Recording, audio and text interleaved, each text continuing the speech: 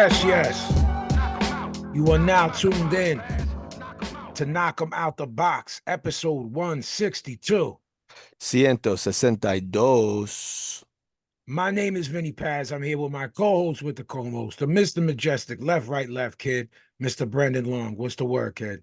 I'm chilling. I got a little co-host with my co-host right here. You do. Look at that little bugger. All right. My. Say hi, Please Lucy. introduce. This is Lucy Long, new member of the family. I now Mhm. have a third daughter. Yes, indeed. She just hangs here.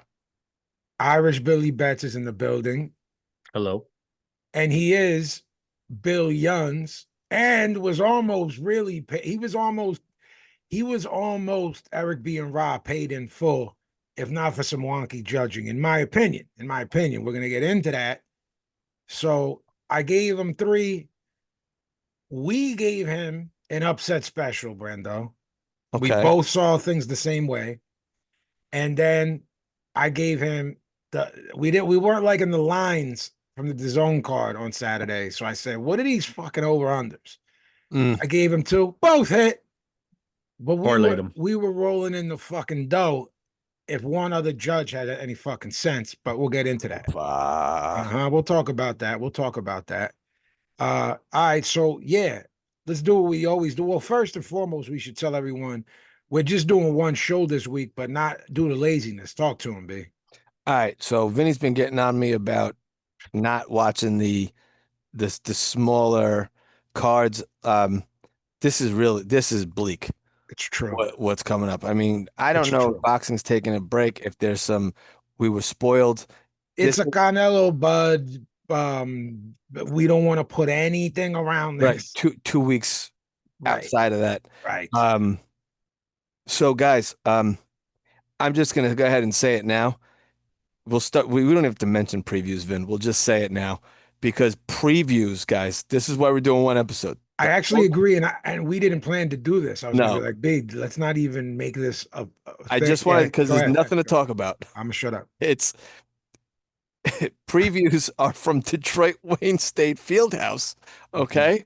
And hey, listen, respect for guys plying their trade and out there making $1. This is what they do. Yep. But guys, it's Saddam Ali versus Cody Wilson. I've never heard of. I don't know who the hell. Neither have I. And Richard. I've also Kobe, never heard of the gentleman known as TBA. TBA. So Richard Kobe is fighting the often imitated, never duplicated, TBA. 35-0. He's 35 knockouts. Thomas Bradshaw Anderson Angeletti. Oh, he's a Paisan. Yeah. I figured, I don't know. Are there any Italians in Detroit? There were. I mean, at some point. Yeah. I will say this: the TBA that they got we'll talk about it when we get into it, for Jermaine Ortiz, they might as well just kept it as a TBA. It might as well have been me. Yeah, one of us. It should have been for some press. It should have been someone from Knock 'em Out. It should have been Billy. It should have been my dog Lucy. Go watch a puppy because she'll put up more of a fight than. I mean, this is, guys. It is dark. This sport. I said it. I think maybe the first episode. The unique thing about boxing, and I guess I suppose you could do this in anything, but you can call yourself a professional in this sport. Correct. With literally no experience. Correct. You can go and get registered and if you're fit enough and can get past the commission, and some you don't got to be fit. Right. And worst case scenario, you just move to Texas if this is really your dream. If it's really a dream, and they'll Texas, Minneapolis, Florida. They'll just have at it. Let her rip, kid. Go die, kid. Live your life. Yeah, have at it. I have a question. Sure. For you, Long. As someone who worked in TV for a long time, no pun intended. Oof, ayo. You think maybe they went easy on it because it's a huge first weekend of college foots? Or no? Yeah, that's a really good point. At least here, in America, no one else cares about the American market. American market is what matters. Yeah. But remember, there was always a big card, usually at the right at the tail end of August, right before this, that dead zone of every other sport. Baseball's in like dog days of baseball Yeah, right yeah, now. we're waiting to see who's going And to make the playoffs. right, And yeah, hockey is just starting. Um, Not that you and I watch hockey, we're just saying it's one of the major American sports, and hoops doesn't kick off till October. So, correct. um, yeah, we got football throws you know, boxing into a tizzy, which is why they wait for like what is it? So September 13th will be like what the second or third week of football kind of dies down a little bit, Yeah, second or third. I think the first Sunday of September is the Eagles opening day. which is Billy, Labor Day weekend, right? Billy. Their first game of the season, so they're Thursday the 4th. Okay, so that weekend would be the sixth, Go right? Right. Birds. So yeah, the sixth, seventh. Yeah, so that I'll be there. Thursday, Thank you Friday, at the Saturday, link. Sunday is going to be crazy. Billy will be there. Billy, question: Yes, sir. Does Zach Wheeler going down? Are the Phils cooked now without him?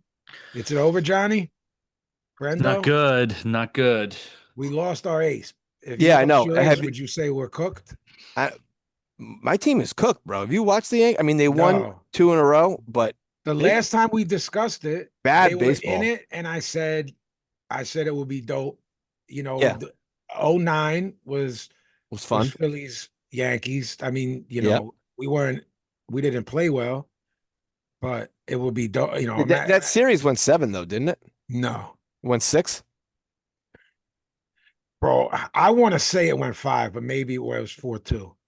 I mean, Okay. is this the equivalent of Carson Wentz going down? Everyone else on the team stepping up, I mean, trying to rally for the. there's motherfuckers that are dealing. You know what I mean? Yeah, And the not bats, tonight. the bat. No, It went six, man. it went six. Okay, so well, that's the other thing, Billy. It's like either the bats are on fire or they're dealing, but never simultaneously. Well, Right. obviously, if we're in first, it happens simultaneously, but Right. it's very tough and frustrating, and it's a frustrating sport. Even more so, all three of us having kids and in adulthood, real lives, it's a sport where you go 162 of these fucking games. It's hard, Remember those man. days where you watched every Yeah, fucking baseball game, bro? I was I do. watching every game from small childhood Yeah. way well into high school. You know I what I I mean? mean, when games were on regular TV, I didn't give a fuck what was on too. I watched the Sunday night baseball on Oh, ESPN. bro, I of love John course. Miller and Joe Morgan, Yeah, and I then love Joe Morgan. Same with the all Sunday night football game, Brandon. Remember the yeah. Sunday night Oh yeah, football? What's his name that just passed? Mike Patrick, was it? He passed yeah, recently within yeah. like a month or two, right? Because I, Yep. I told my brother I love Mike Patrick on the Sunday night games. I didn't care who was playing because you're like that grossness of having school the next day. Yeah. You needed Sunday that thing scaries. Sunday night. Yep. Sunday night baseball. The clock from the show, 60 minutes, Oh yeah, still gives me anxiety when it goes. I go, "Da, da, da, da, turn that off, turn that off, turn that off." right. Me too. When it's Dude, starting this, after football on CBS when the clock comes on. Get that off, the back it up. fucking all that was Hmm? for me, being the type of student that I Yeah. was sinking in, and I That could have in 12 hours. I am going to show up for a class and not have done the assignment Yes. required of me. So now I'm going to have to cut school and possibly get caught for cutting school and picked up by truant or my parents finding out and being just disappointed. Again, not even mad. You want a Just little Pazzy fun fact? go ahead. Uh-oh. Never cut a day of school. Oh my God, dude. I barely went. I Now lost. I did things the Brendan hung worst. with the bad. You guys were like the bad kids. I was a good kid in Why school. even you guys? I just said something that I didn't This do, kid, and Yeah, this but you were kid's about to say something else. You I kid said was got a, something the I was a worse. menace, and I did other things that were worse than that. But there was such guilt of my mom being upset, and it's like that was enough. But fun story, fun fact, fun story. Old Brendo lost credit in New York State mhm, from not being at school. So over the announcements, our grade level principal, shout out Mr. Edwards. I hope you're alive and well somewhere. mhm, mhm. I need to see Mr. Brendan Long down here almost Uh, immediately. Hmm? almost immediately. Almost immediately. I Big fan. go into his office and he says, "Now I'm looking over things here. Now you don't lost credit." I said, what do you mean?" He goes, "I mean you ain't gonna graduate, boy. You done." He's a Southern black guy.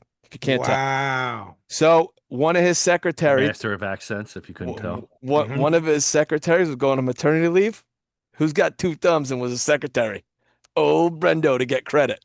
He's like, I'm gonna do you a favor because I was a good kid, right? Yeah, yeah, yeah, yeah.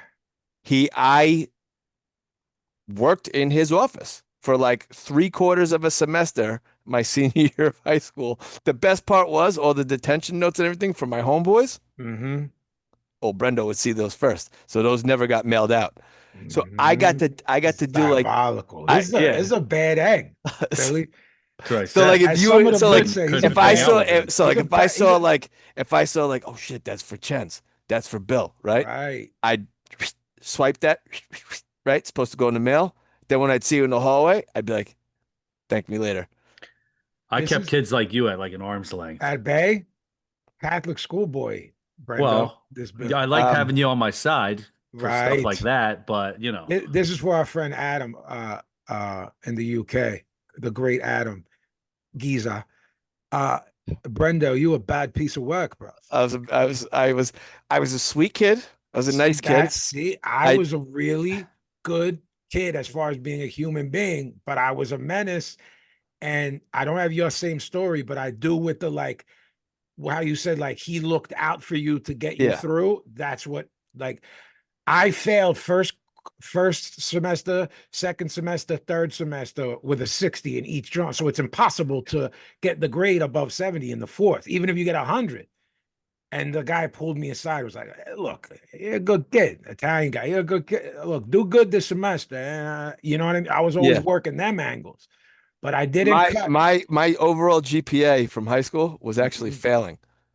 Like Oh, yeah, yeah, yeah, yeah, yeah. it Definitely was a mine was. failing Yeah, yeah, average yeah. GPA. Definitely mine was too. Then what happened was after 10th grade, I didn't get my shit together in terms of acting right. But in terms of school and upsetting my mom with it, I did not want that on her. Yeah. You know what I'm saying? On putting I'll more on tell her you, own shoulders. I got into college because I had a good SAT. Okay. Yeah. Yeah. My And SATs were crazy in a good way. my dad's like goodbye thing to me when they dropped me off of college. By the way, let's call a spade a spade. Yeah. The college I went to, there was two ex-cons on my floor. Oh, yeah, of course. You're If a menace. if you could spell your name, you got in. You got in, yeah. Especially out of state because our tuition was way higher. Mhm. My dad put his hand on my shoulder. He goes, "Hey, listen, if you fuck this up, you're gonna kill your mother." And I was like, "Okay, Yeah, yeah, yeah. all right, That's how I felt. But duly noted." so ninth, 10th grade, complete menace in any way you could be. 11th and 12th, still a menace, but I was like, let me hold it down in school so she's not worried about that. And then this is where the cutting class came in. If I just stayed on my square, you know what I'm saying? It wasn't no thing. If I was like, Mom, there's a show tonight, there's fucking no way I could pull off going to this show and going to school tomorrow. Like, could I just not go tomorrow? Meaning she would know, like a free pass to cut. You know what I'm saying? Where she would call out. I right. remember when Time's Up hit for OC, he was playing the Yeah, dances, and I was like, "Yo, it's OC Bahamadia, Ram Squad." Like that, I gotta go there. It was a Thursday night. I was like, "Could I just not go to school on Friday?" You know what I'm saying? So she like rewarded me for not being an asshole and stressing her out. You know what I mean? She got a job. No one could keep the eye on me. yeah. Working mad hours. You know what I'm saying? Dude, bro, She knew. I forgot my locker combination. Oh yeah, yeah. Then, I bro, never went into it. I put the they books in. so when they failed me, ninth grade, so they failed me. So everyone goes to 10th. I'm still in ninth. And they're like, so here's your new locker. So I had two lockers on two floors for the rest of the years there. And then Nice. what I did is I did so well the one year that they jumped me back and I graduated with my class. Does that make any sense? Yeah. Hmm. So in theory, I failed, but graduated on time, if that makes any I sense at always all. just like skin of my teeth. Like Yeah. if my father said one time, he's like, if I sound out this report card, it goes All right. Let's get on track here after we Sorry, just guys. fucking told you why this Billy's trying to pretend like he wasn't a menace, and I've seen it. You know, I think I've actually so him trying to make I me and you. They He's all some. just thought I was good. Mhm, mhm. Didn't blame me. better actor. Mm-hmm. Is that really what it comes down to, Brendan? He's I better. think so. He sold better. He's got it in him. Okay. He's got it in Okay. him. He still does a little bit. I know.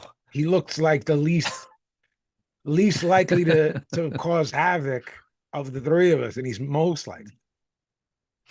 I don't know, man. I was buying Could Kung be. Fu flicks on Canal Street. Yeah, indeed. I was supposed to be in social studies. Originally announced for October, WBC interim champion Virgil Ortiz Jr. will defend his title against the IBF number one, Erickson Lubin, on November 8th This is great. at the Dickies Arena in Fort Worth, Texas, live on the Zone. So yeah, we talked about the fight happening. We love the fight, but we heard October. It was an October date. Now we're locked in. Real deal, flyers, tickets, everything. November 8th. He had an injury, right? I honestly didn't know if that's what pushed it I back. heard it was just a I need another couple weeks. Yeah, But which is fine. shouts to Lubin, bro, for a Yeah, well, non-title fight yeah, marching into Texas. yeah. Yo, You're going into moves up notches on my enemy territory with the worst commission to ever exist with a hometown kid, right? Or no? yeah, Yeah. wild. Jake Paul will face Gervonta Tank Davis on November 15th at State Farm Arena in Atlanta in an exhibition live on Netflix. Thank you Sources for saying confirmed that. from Mike Coppinger. Talks for Paul to face Anthony Joshua collapsed over network issues.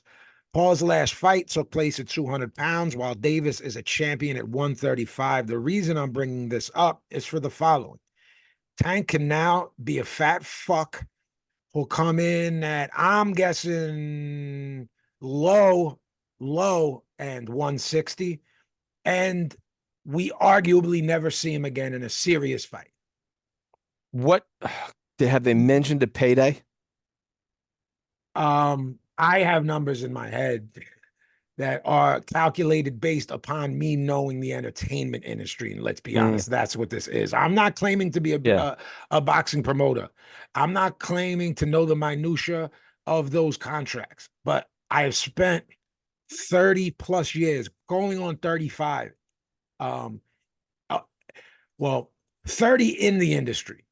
If you want to add that 5 where I was trying to get in and learning the machinations of it, you could call it 35. Okay. So once you start with throwing the word out of exhibition, you are now in my world where I can put, I think it's right now, my number in my head is 15 to 20 with points on the deal. And we never see him again in a real fight, or if we do, he's so far past. And Tank's a little guy, by the way, guys. This isn't a 5'11". This isn't a cheat code Rafael Espinosa where you go, this guy can fill out at 47. Tank's like, he went up as far as 40 against a guy in Barrios who he knocked out, and his power held up, but he couldn't survive at 40 or 47 if that's what he saw in the future. And he'll never make it again after this. Between his lifestyle, his inability to get his head together, that's not a jab at mental illness, as I suffer from some too, but his inability to address it head on. This is a life. This is a life-altering check that he's about to get. That, by the way, he needs. He is my guess. Okay, this is where my head is at with him. He's jammed up for about 10 million, in my opinion. So you get 20, you come out of this mockery of a fight out of the hole and up 10. So I'm glad that you pointed out that it's an exhibition. We talked about, you said, how would Anthony Joshua get in the ring with potentially Jake Paul? I said exhibition. That's where the number, you know what I mean? We talked about, So now all. Yeah, you're right. I said, B, what's a number to do that? Yeah. You're like, no. AJ doesn't have a number to throw it, but throw the fight, but he has a number where he'll go in there and say it. Yeah, it's an exhibition. Right. I don't care. Right. So how will this go? I mean, it's weird. Again, this ceases to be boxing. if it's an exhibition as far as Was the concerned. Mike and Roy fight called an exhibition? Did It that was. count on? And what were the It was 2-minute stipulations? rounds, right? I think it was 2 minute rounds, but were they like we'll like pull our punches up top, we can dig to the bot, like I don't know, but I don't remember. But I mean, this was why everyone thought Mike Tyson's back, and it's like all the weed and HGH he can take. You know, apparently that's why they said it was that fight. They did an exhibition because there's no drug testing for it. yeah. Because I never said this because I I'm not sure why I didn't. I think because around the time of these things, we may have been talking to people who we were referring to as sources, and maybe we weren't keeping them anonymous. okay, But like on top of all that, meaning the HGH and weed, Mike smokes. That's not, yeah, I you think know, he did like all day on his podcast, he right? has a show that's like based on it, isn't it? Isn't the word I, smoke in it or no? yeah, I know he I smokes. thought he was like smoking da da da with Mike. I don't know. He Um, sells weed. yeah, he was like fat as fuck and was on Ozempic for those Yeah, fights as well too. Jesus. So smoked, high HGH, Ozempic to balance out the HGH working with the It's Ozempic. So you're hot. It's getting hot boxing with Mike hot, Tyson. right, and right. So Uh, to get lean, he's using this, and to build muscle instead of being skinny fat, he's using the HGH because Mike was always in shape, even when he was getting beaten up by dudes who weren't good. He was never, you know what I mean? Yeah, yeah. So talk to me, B. What do you do here? Is there headgear? There wasn't with Mike and Roy, No, right? So no headgear. I'm I assuming huge gloves. Does Tank move his hands? Do they? There's really, even though historically, we can't ignore this and act like it's new. No, no, it's not new. Ali did this with Antonio Inoki, And what, Lyle Alzado, 60 years ago, and Lyle Alzado, a football player. So a literal professional 50, wrestler, 50 years ago. yeah, 50 years ago. Right. Some It people was think those kicks from Inoki are what led to the what's it called? demise of The demise of Ali. Ali and the speeding up of the what did he have? Parkinson's. Parkinson's Those disease. kicks can do that to you. Those kicks to the shins, debilitated Right. I don't Ali, and his legs were everything. And some people point to that because Inoki was no fucking joke. know. Like as a shooter. Yeah. He had blood clots from it, Ali. In his legs. So um I I don't even know the curiosity would make someone like us turn this on once you say exhibition. I'm just gonna watch for the result at the end, and I'll watch highlights for the purposes of the show. Will he because he's running a legitimate boxing promotion have a 5 card Yeah, he'll stack undercard that's he's gonna good? stack out the fucking card. And you think it'll be a good one? I think so. Yeah. Good I, enough. yeah. Um Shakur Stevenson reveals plans to fight Lamont Roach Jr. early in 2026 if Teofimo Lopez doesn't accept his offer to face him. He did what we said he was gonna do. Yep. Yep. Look at us. I know. It's like it's a funny show we have here because half of what we predict we want to be wrong. Right. We don't predict it to pat ourselves on the back and say, "See, we know how shit works." Half of it, I'm like, "No, let me be wrong." I want like just so everyone knows and I can clear it up after 2 episodes or maybe 4 of saying I don't see it with Italma. I want you guys writing in 24 months. Like you were so wrong about him. This dude is the next coming of Usyk or the next coming of whoever we think Yeah. was great before. There was the next Lennox, Right. Mhm. or the next Larry Holmes. I want to be wrong, so please know I'm going to come on the show and be like, couldn't have been more wrong. You know what I mean? When and if Yeah. he does, and if he does, I'm gonna go see. But I will be happy. I'm never like, see, told you so. I think people like that are corny. I think contrarians are corny. There's no place for it. I think, in terms of my life. I hate people that do that. You know, when you can tell someone's happy that you're not, Yeah. and you're like, that person's not my fucking friend, man. They're low key like enjoying They're this. dickheads. Yeah, I don't I want don't fuck to. with those people. No, I want to be wrong about Moses Itama, and I'll say. Jay Apataya has been ordered to defend his IBF cruiserweight title against the mandatory challenger Hussein Sin Cara next. Mick Francis, Apataya's manager and co-promoter, hopes to stage the fight in Australia. You ready for this next bar? But Sin Cara reportedly wants to host it in Turkey. Who the fuck are you making fucking demands? Who the fuck did you even? What do you mean you Who? want to host it? The fuck are you talking Saints and about? Cara. Who the fuck cares what you want? Who'd up? I don't even know. What are you talking about? Sin Cara reportedly rejected a six-figure step-aside offer that would have allowed Apatide to pursue a Chris Billum Smith fight. So this guy has got fucking 2 strikes against me. Yeah. I know. Wait, He's he's not got let. two He's not strikes letting. against me, or I got him against him. I don't know how to. Anyway, 2 on this fucking guy's head. This fucking Hussein Sin Cara is like, no, I want to host it, bro. Who are you? He's the #1 ranked cruiserweight in Germany. That's who he is, He Vinny. had, all his fights are in Germany. He's ethnically Turkish. He's He's got a 40. bunch of. He's 40 years old. He's got a bunch of fights and a bunch of knockouts and no losses. He's gonna get packed up.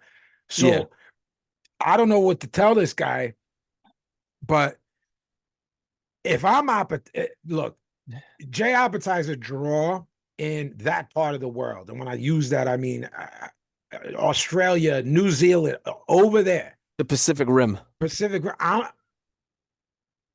I'm not moving unless it's for big fights. So I'm like, fuck you. Zordo, I'll come to America, go to Mexico, I'll go to North America, I'll go to Europe, I'll go, hold it in a neutral place. Yeah. Cool. If I'm him and it's not a name, and we know the name there, bro. We've called for it.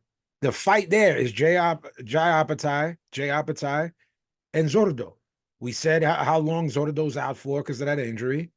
Uh-huh. This guy saying that it's got me hot. I want to It's host it. So yeah.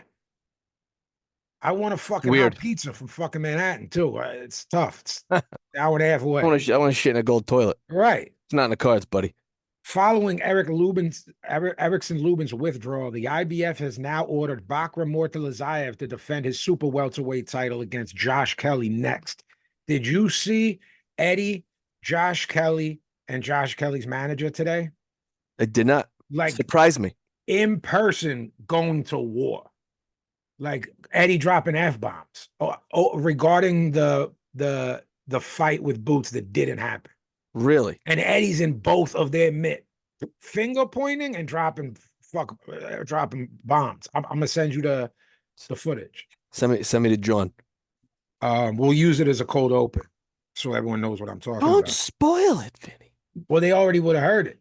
No, in theory, wouldn't they have heard it? These Samana beaches, they These don't know. Savannah Beach. Now they got to go back. All right. Boots Ennis, Uesima Lima. Ugh. Undercard confirmed. All right. Khalil Cole versus Jesse Hart. So Jesse Hart's from Philly. Jesse Hart, hometown guy. in Philly.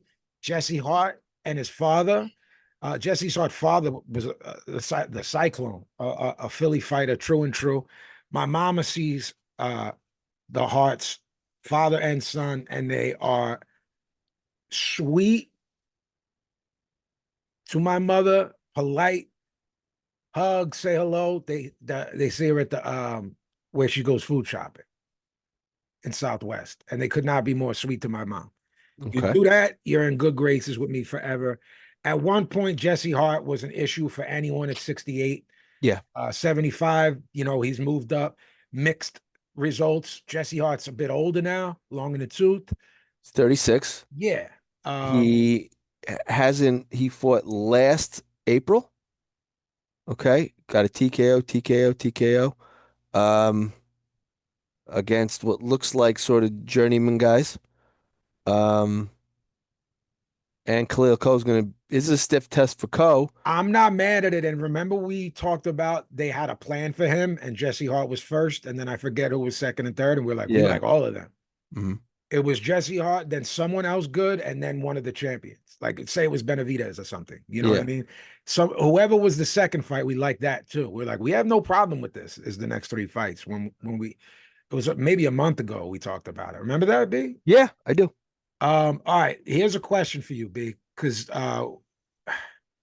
we all right, I'm Guido Vianello, yo. Val- Alexis Barriere, who is 12-0 with 10 KOs from Quebec City. Okay, here's my question for you. We've seen this kid on those Eye of the Tiger cards, and Uh-huh. he can fight. Are they feeding him to Vianello, or are they feeding Yes. Vianello to him? Feeding Vianello to him. They're giving That him a nice dish of linguine vongole. because he's got a good record. Yeah. Right? He lost to F.A. Ajagba and who else? Because you Um, were like, this guy stinks after he the stinks. one fight. He lost Oh, his two Richard losses. Torres. Yeah, he lost to And Richard we were Torres, like, F.A. yo, pack Jagba, them both up. See, I like that. and that guy Jonathan Rice, the guy who was 16-6. Yeah. He can Jonathan Rice can punch. Right. But yeah, the Richard Torres one, I'm like, let's pack up Baba Booey in this Richard Torres. Fla Fla Fluid. I'm rooting for this Guido as my paisan, and he can't even beat that kid. So this Richard Torres is still undefeated, right? Yeah. And he looked like shit in the win So against what? Guido. Well, he's caught between a rock and a hard place. Now he's cooked because they got nowhere to go. They're gonna have to loan out their fighters for a while till they get which is why Guido Vianello's on no, the which is right, and why Jermaine Ortiz was on this correct, past weekend's card. correct, Yeah, correct. loners. Against TBA. TBA. Yeah, this card. I like this. Tamir Smalls, 15-0 welter from Philly. Tamir Smalls is good. I know people that train him, train with him, sparred. Tamir Smalls is going to be good. There's a crop of young fighters coming out of Philly. You know, Boots clearly leading the way as a champion. But there's versus all right, so they got Tamir Smalls in with Jose Roman Vasquez, who's 14-1. So I like that. They're not, you know what I mean? Guys who can handle Yeah. themselves a little bit. Rest of the card, B, Zaquin Moses, who we've talked about. We saw him fight in person. Giorgio Vicioli. Oh, Ming. Oh, Harley me. Maderos, Dennis Thompson. Those guys are all on the card. You know, we'll get opponents soon, but that's a nice card. Hey, we saw me and Billy saw Tamir Smalls fight. I saw him at the ECW arena, which is now known as 2300 Arena. Moving Yeah, forward, guys, if you ever hear me say ECW Arena, ECW is an old wrestling wrestling company in promotion. South Philly, nothing but maniacs there. Is now officially referred to as the 2300 Arena. They redid it. It's very nice. There's a bar, there's food. It's still degenerates that go, but it's nice. So it's probably only a matter of how many years before Philly turns it into a hunk of shit again. But for now, it's still nice, Well, if right? they invite you two fucking Oh, dinglings, they'll we've automatically been there. turn into a hunk of shit. We were well behaved every time Billy we've been was there. well. Not well behaved, but Well, well no, behaved enough. according to Billy, you know, he's buttoned up and conservative I almost compared to smacked me the and you. shit out of someone dressed as Ric Flair, but it was outside. So I don't think that should count. And I mean, I'm saying smacked. I was going, I'll fucking kill you. Because It's worse if you do they it outside because then the public who may be doing this going, maybe I'll go see a thing there. They see this gangster rap artist slapping people Not at outside. Swanson and Rittner. You're in the middle of nowhere. It looks like the fucking docks on where longshoremen in New York would dump a body. But this kid was Speaking full of dress. dumping He of had the bodies, a rat dumped a body inside my house. this guy. Were you with this one, Billy? When the Ric Flair, It rings a bell, so I had he had to. the Ric Flair wig, the blue Yeah. robe, the Starcade robe. They backed up in the Peas Whip, and I was like, Yep. "Yo, my guy." Yo, and they get out of the car, and I start laughing because he's in full gimmick. Was he wooing? No, because he knew he was about to get fucked up. And Gavin's trying to talk me out of this, telling the kids, yo, get back in the fucking car because this guy's about to fucking lose it. So I'm yelling at Ric Flair, and I'm trying not to sell because he's fucking dressed as Ric Flair and it's a bad wig, you know, it's Ric Flair wig. Yeah, Billy was there. Billy was there. He's Yeah, probably so Brendan. All I wanted to sloshed. do was drink some Bud Lights and mind my own business. Couple of And Vinny's got Lights. to, Couple of daddy get sodas. get makes things scary for everybody. Now, Did, Brendo, why didn't? Huh? should this next bit of news get me heated, or should I be like, good for him? Okay. Go ahead. Tom Loeffler, Sergey Bocek's promoter. I know Eddie Hearn mentioned there was a big offer made for Sergey to fight Boots, but we were working on this fight, which I told Eddie. And we feel like this is a more important step for the promotion of his career to fight the rematch with Brandon Adams on the Canelo Crawford card. Boachuk, seemingly unaware of the offer, denied turning down an Ennis fight to True School Sports. That is not true. Nobody offered the fight. Nobody offered to fight Ennis. Let's go with Tom Loeffler. Yeah. No, Sergey. Tom Loeffler didn't want you to Get packed up. get packed up and lose. Daddy Loeffler didn't tell you. That's fucked up, bro. Little bit. To not tell your charge that an offer came in. Little bit. I mean, Can I just say Boachuk's really fucking good, by the really way? fucking good. Let me say something here. If Boachuk's telling the truth, Yes. and Tom Loeffler didn't tell him that offer came in, He's a piece of shit. yeah, I'm suing him. I like Tom Loeffler, by the way. Me too. Had many a convo with him back in the, when G started kind of becoming a thing in I America. met him. Yeah, I met him mad times. I think I met him at every Golovkin fight I've been to. Which is a few, more than a few. B, career-wise, you're on the Canelo Crawford undercard. You get your lick back against Brandon Adams, who's a good, solid fighter, and you starch him. Is that better for your career long run? Playing a long game like what's his name did, Brian Norman. Brian Norman. I have something to say real quick. This is off the top of my head. I don't want to go too far off base here that I wanted to tell you. I said to you, B, I didn't realize how country he was. Do you remember when I said that because of an interview in Japan? He's fucking hilarious, bro. I just saw he's an funny. interview with him with that fucking dork dude that works for DAZN that's like thinks he's a comedian. He's got like a mullet. He's like a black dude with a mullet. He's real corny. Yep. He did a thing with him. Showbiz the adult. That's the corniest guy in the whole sport. Pack him up. Get him out of here. Mega cornball. He sat down. Brian Norman sat down with him. Now that guy's being cornball and obnoxious. Brian Norman cut a promo on hood rules apply. Don't touch a black man's fresh white tee because of the Devin Haney stuff. Yeah. And I heard him say something like that, but like it was like a soundbite. Yeah. Like I saw like the whole promo. That motherfucker's funny, man. Yeah, he's funny. So I was like, this guy's a dud as a personality. I don't have any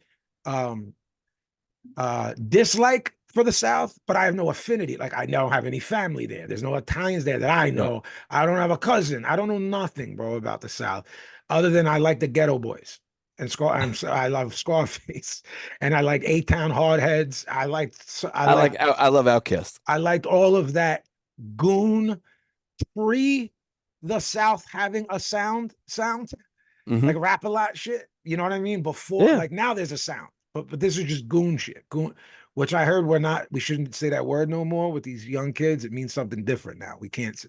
What does? Goon. It means something totally different. Like it's something sexual. Yes, that's what I was told. And I was like, I'm not stopping saying that. They took our slang? Yes. Same when they started saying ratchet, meaning your ghetto instead of a gun. And I'm like, nah, man, a ratchet's a ratchet's a gun, yeah. But they're like, nah, she's ratchet. Like it always applies to a girl that's ghetto. No, she's ratchet. It's mispronounced wretched, right? That's how I took it. Yeah, it went from that to that, like all slang does. But I'm telling you, like gooning, like someone wrote it underneath. One of the girls who me and you talked about off air that we think cute, there's a couple boxes right now that we were like, yeah, she's cute, someone used the word under there. So first off, whoever used it, the kid is fucking obnoxious, writing something sexual to a girl that's a boxer, and that's what you write. But I saw the word this week and was like, make sure you tell that to Brendo and remind on air for our fans. So anyone that's younger, write in and tell us what it means. I'm But looking now. someone told me before, I think it was one of Planet's kids, like, oh, that means da da da da da. Nah. I was like, oh yeah, son is a goon. He's gooned out, about a fighter. We were talking about like Yeah. Caballero or one of them dudes who's just like a goon. Hmm. And they were like, no, you can't, nah, OG, you can't say that no more. I was like, bro, I don't know what to tell you. Like, that's what it's always going to be with me. It's I like can't find anything good. It's like a very old word for like a thug. And then Gore-Tex really was the one, like Gore, Ill Bill, and them really brought it from that old school, like, man, he's a goon, see? And then Yeah, yeah, those guys started saying it like, no, he's thugged, like me and you would be like, yo, that dude's thugged out. Like, then I got that yeah. from them the years back. So whatever it means now, you looked it up and couldn't find anything? I don't find nothing. Yeah. Okay. I ain't changing my shit, man. Nah, fuck that. Canelo Crawford officials confirmed. Referee Thomas Taylor. Judges Tim Cheatham. Guys, don't forget that name. Cheatham, Max DeLuca, and Steve Weisfeld. I've seen all three of them turn in identical cards as me. I've seen all three of them turn in shit cards. So there's nothing for me to say, oh, that guy's horrible or that guy's always on point. Hmm. We just for a couple years were like Thomas Taylor is the new guy, and then He's a Naki Award winner. yeah. But then you were like, yo, we just gave this guy a knocky and he had a bad weekend. He There was choked. yeah, he He got choked. the Naki and choked. Yeah, because we gave him the highest, most esteemed award in the sport. A knocky is now on his In the mantle history of the sport. in the history of the sport, 100+ Yo, years. if you have a ring belt, yo, good for you, bro. If you have a Naki, forget it. It's like being what's the four-letter thing? An Emmy, a EGOT. You got It's more ill than having a Naki's more ill than being an EGOT. you got. Emmy, Grammy, Yo, Oscar. Tony. Tubbs from Miami Vice came up with that, right? No, that's Yeah, lit. yeah. Yep. He just made that shit up and it stuck. Yeah, what's his name? Philip Michael Bro, I just fucking there was Tubbs and Crockett I wanted an outfit like Don Johnson. It's the only Bro, reason I his name learned was his name. Ricardo Tubbs. Yeah, hard. All right, I just got a dog and now I regret not getting a boy dog and naming it And named Ricardo Ricardo Tubbs. Tubbs. It's Philip Michael Thomas, but I He looks more like a Ricardo Tubbs than Philip Michael Thomas. He had the curl. yeah, He had like this is how a Dominican should look in Miami this year. true. You know, Facts. last bit of news. I don't know if you saw this. The name has come on and off the show in its 5-year history multiple times for multiple reasons. The president, Ike Abeabuchi, returned to the ring after 26 years away at 52, stopping Idris Afeni in 3 rounds in Nigeria. He then called out heavyweight champion Alexander Usyk for a fight. I watched the clips. I did. I was chuckling at how it looked like you and Billy fucking with me, slowing something down and sending it to me in slow motion. Yeah, it was ridiculous. He's also probably, he's in better shape than Bernard was at 52, and Bernard Sure. was in insane shape at 52. He pretty much looks like Ike Abeabuchi, guys. Right. It's just his face looks older. Yeah, but his face looks older. He looks super slow. You said it before, B. If you can apply your trade and make a couple clams over there, calling for Usyk lets me know he's still as mentally ill as he's ever been. Ike's always been batshit crazy. I hope he got the help he needed while he was away. He got out, guys. For you that don't remember Ike Abeabuchi wasn't good. He was great. Yeah. Laid out Chris watch- Bird and beat David Tua. Packed up Chris Bird, who no one packed up. Right. And David Tua, Ike Abeabuchi. It's a prime David Tua. They threw over 1,000 punches. One of the funnest heavyweight fights Yeah. of all time. Go watch Ike Abeabuchi, David Tua, and Ike Abeabuchi, Chris Bird, who was as crafty as they come and beat real guys. It was a middleweight who moved up to heavy and beat real guys, and you couldn't touch him. And Ike Ibeabuchi mowed through him. I'll never forget when he got out and he's fucking smiling on the front of KO magazine Yeah. with that shit-eating grin. I'm like, Ike's gonna run. When he got out, he gets out of jail to commit a more heinous crime. He's a piece of shit. So it's like, all right, guys, look, we're gonna move on. We're gonna talk about this weekend. I'm gonna talk a little bit. So does Brendo want to tell me what tell you guys what he told me about this disaster he had this weekend with the zone, or no? Is that not for the air? Oh yeah, no, I can. So I go to watch Jack Rafferty and Mark Hey, Chamberlain. you text me. These motherfuckers charged pay-per-view for this fucking Jack Rafferty. So then he gets me sweating bullets because I'm going, come on, are you serious? Because I hadn't watched it. And I go, don't tell me anything, Brandon. And he goes, I don't got nothing to fucking tell you. They're trying Right. to charge me. So I So go on my gimmick and go, yo, it's playing for me. Now he starts fucking losing his mind because this guy can't keep his fucking temper together. Thank you. I'll shut up now. Thank you. wow. See that part you didn't have to say. So now I'm a real crab with my family. I'm running around like a nut. And hold on, this dog is chewing my headphone wire. Come on, get out of here, you. And I'm like, what the So I yell at Vanessa. I'm like, hey V, can you go on the Amex bill from your phone and check and see the zone? And she's like, nah, I'm sure we got billed for it. And sure enough, Ooh, Amex, Mr. she fucking goes, she Black goes, Card. it's not a black card, I wish. Right, Billy? You know, he dropped Uh, that. He dropped He that on he me. why abbreviated is it. is My Amex. black Amex why was a is Amex like Mhm. high rolling? little bit. I do it for the points. Uh-huh. It's how, Uh-huh. it's how I go on I just 90 had to vacation. add that A, your scary temper went off, and then followed up with my black Amex. Mhm. Da, da, It's da, da, not a da. black Amex. It's not a Billy, black. I saw it. He took a screenshot while he I, was throwing a fit. I The wish girls Send were me all the scared. send me that screenshot. It's got the numbers on the back. I got it. Billy's All buying the a girls Billy's were buying a scared. Bentley tomorrow. The new dog was petrified of its owner. So He's stomping around the house like a mental patient. she goes, they charged us in July on July 20th. They didn't On charge us August August 20th. 20th. I go, what? So apparently they did this one other time a couple of years ago. They like forgot for a month. Then a couple of years ago, I signed up on the regular debit card because I wanted it like off the Amex. And there was like a glitch with it, and I was getting double banged. Hey yo. Uh Yeah, that's a crazy AO, but continue. I was getting double banged for the two charges. So I I also signed up for DAZN like the first day it was available. Yes.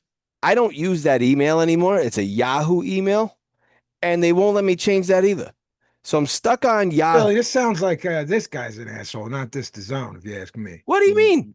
Mhm. I have it on You don't auto use pay. the email anymore. You're big shot Doesn't have with to this look at his this Amex. He doesn't with care this what's getting Blamex, charged to it.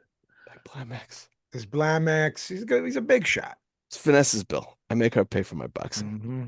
Um, so anyway, it all got rectified, and I was able to. They didn't charge me extra or nothing. It was the Okay. same rate, my normal rate, and I had to. I paid, and now I'm back. I'm back, baby, as they say. I'm back, baby. So were you able to watch the Friday card So from I know this didn't happen until Saturday. Saturday? Right. So you were like, yo, Vin, I'm trying to catch up. That's what you said. You were trying to catch up everything. Yeah, And then you're going, what the fuck? Okay. Okay. So what were you able to catch up to the point where you were I able to wanted to watch watch? Chamberlain Rafferty live on Saturday Okay, during I the didn't know day. that. Okay. So Okay. I saw it said 1999, and there was a lock. Now there were two DAZN cards on simultaneously, right? Right. So I They clicked on overlapped. Yeah. the one. It was letting me watch it. So it staggered how it like started to like turn off my lights. Right. These fucking son of Right. bitches. You son of a So bitch. these ice holes. Die Um, fucking these Eisholen. fucking assholes.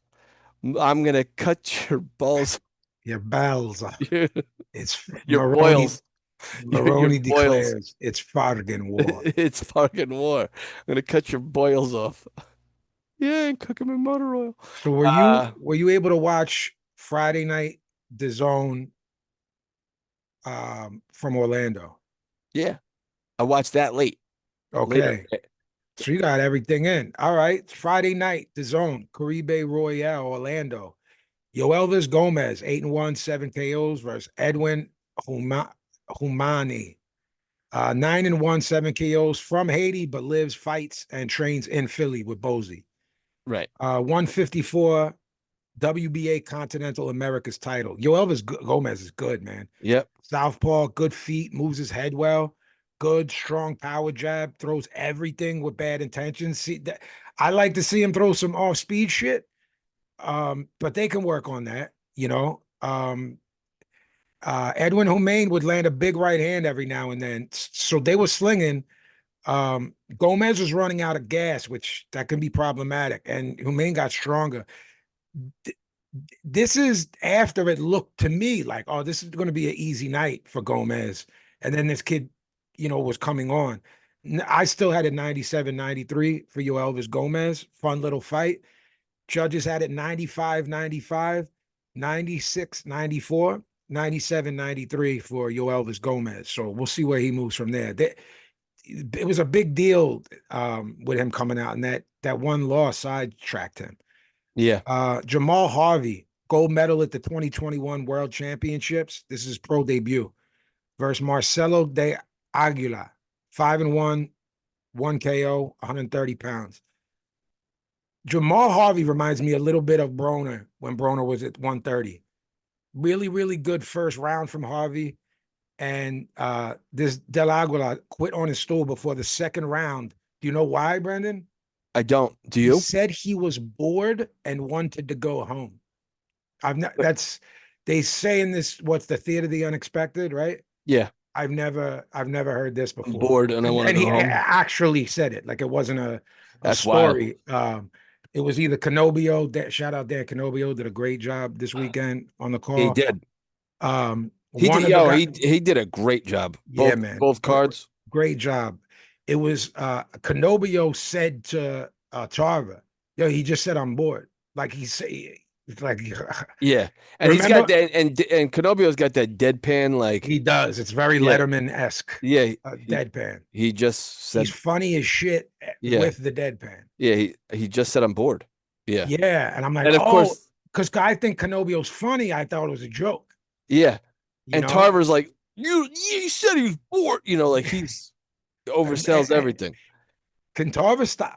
By the way, I like Antonio Tarver. A is a fighter. B is a person. C is a announcer. Can he stop saying bro, please? Can someone over there tell him to not do Yeah. that? It's not Tarver, the other thing with Tarver is he doesn't age, so he still talks like a teenager. correct You know and what I mean? and Looks looks the same. the guy looks exactly the same. Exactly the same. Yeah, but everything is bro. Someone just tell him, just give him a nudge. It's not like the worst thing ever, Right. but it's just clearly that's how he talks, which is no problem. But you just got to cut Just that off. make him aware that that's what he's saying. Yeah, and then once you become aware of it, you know what I mean? He'll stop Because doing it. yeah, there's lots of things that me and you used to do on early episodes that we don't anymore. You know what I mean? Because we both noticed it. Corey Marksman, 11-0, 8 KOs versus Luis Martinez, 9-1, 4 KOs, lightweights. Marksman is very fluid. Fast hands, great jab, feints well, really good feet, fast twitches, pivots well, defensively responsible, very smooth, very measured, crafty guy, which is rare for a 24-year-old. That's just you rarely see that craftiness that a Bernard had, where in someone this young. At 24, I don't remember how. Maybe Salvador Sanchez was in his 19, 20, 21. I was like, this guy's crafty.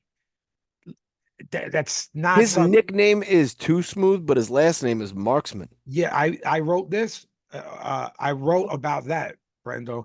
Marksman is a sniper, no pun intended. Like his name should be How was it how's your name not not the Marksman? Like yeah, Corey Corey the Marksman. the Marksman, Sniper Marksman? Right. Play on the right.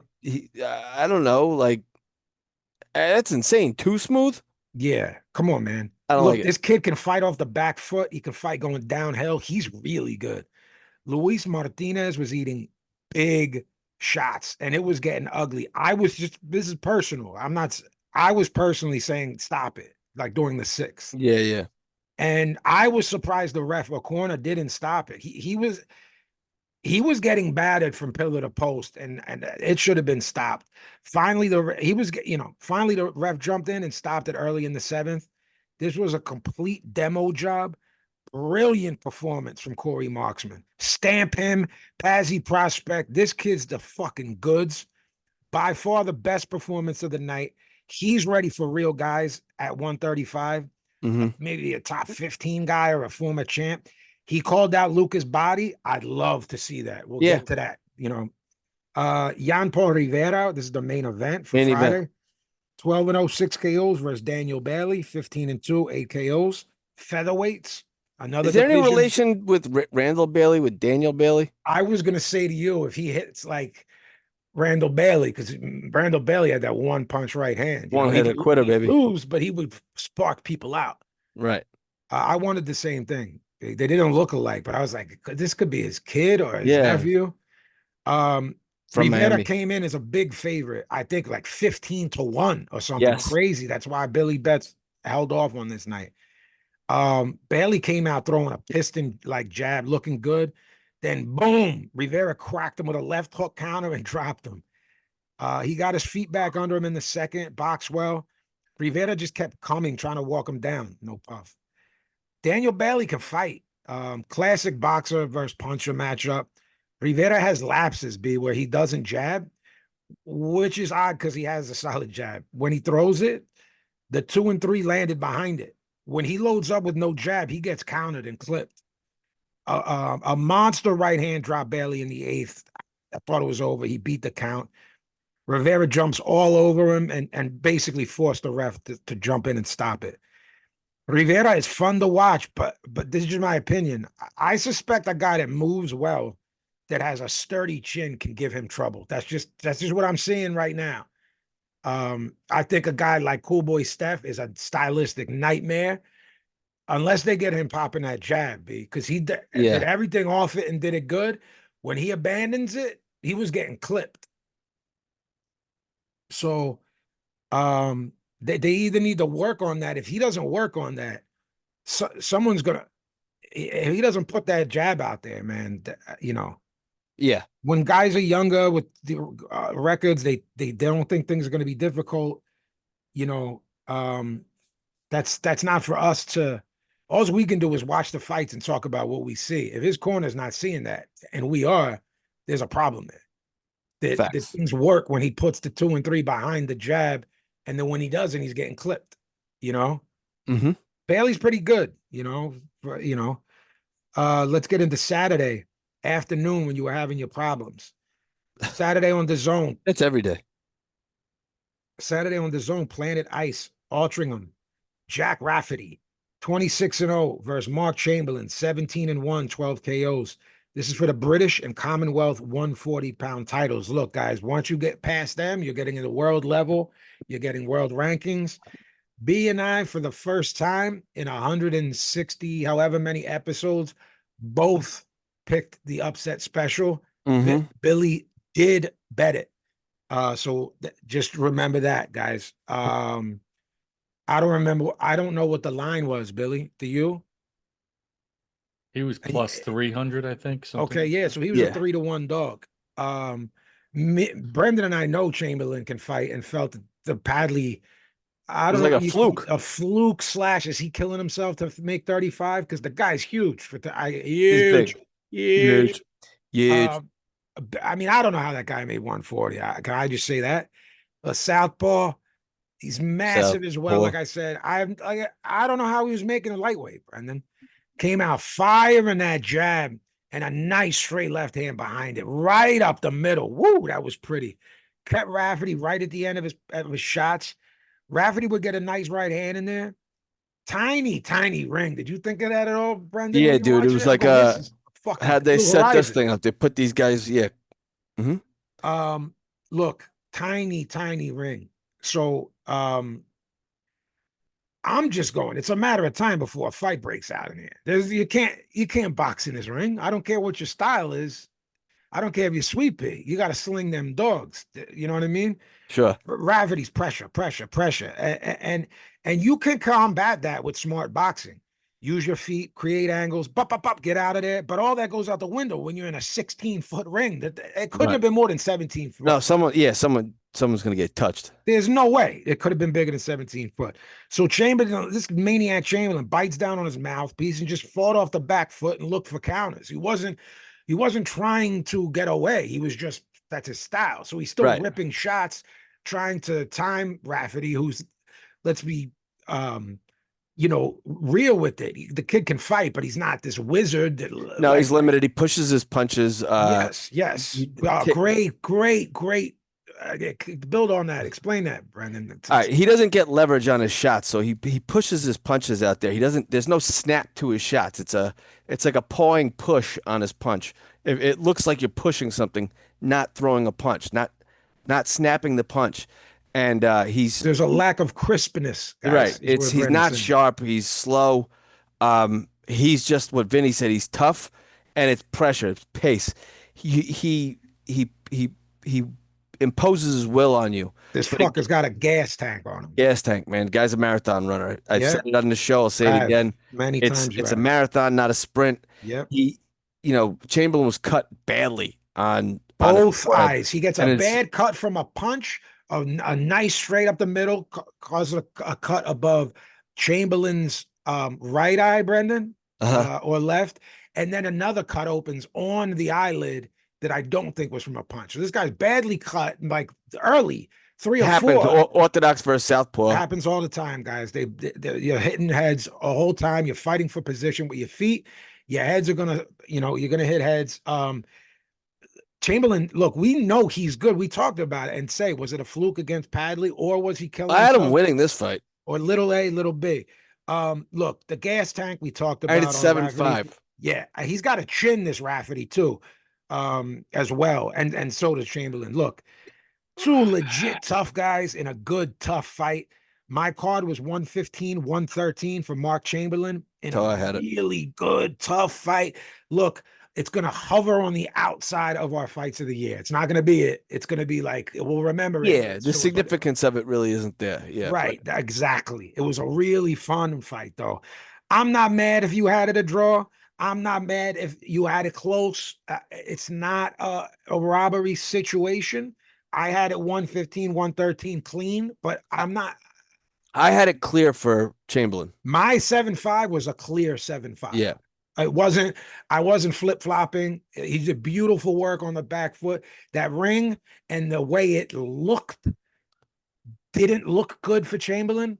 So right. you're going to have a card that's a draw or 7-5 the other way because people like what Rafferty looks to be doing. But you're saying, no, I saw a guy pushing his punches.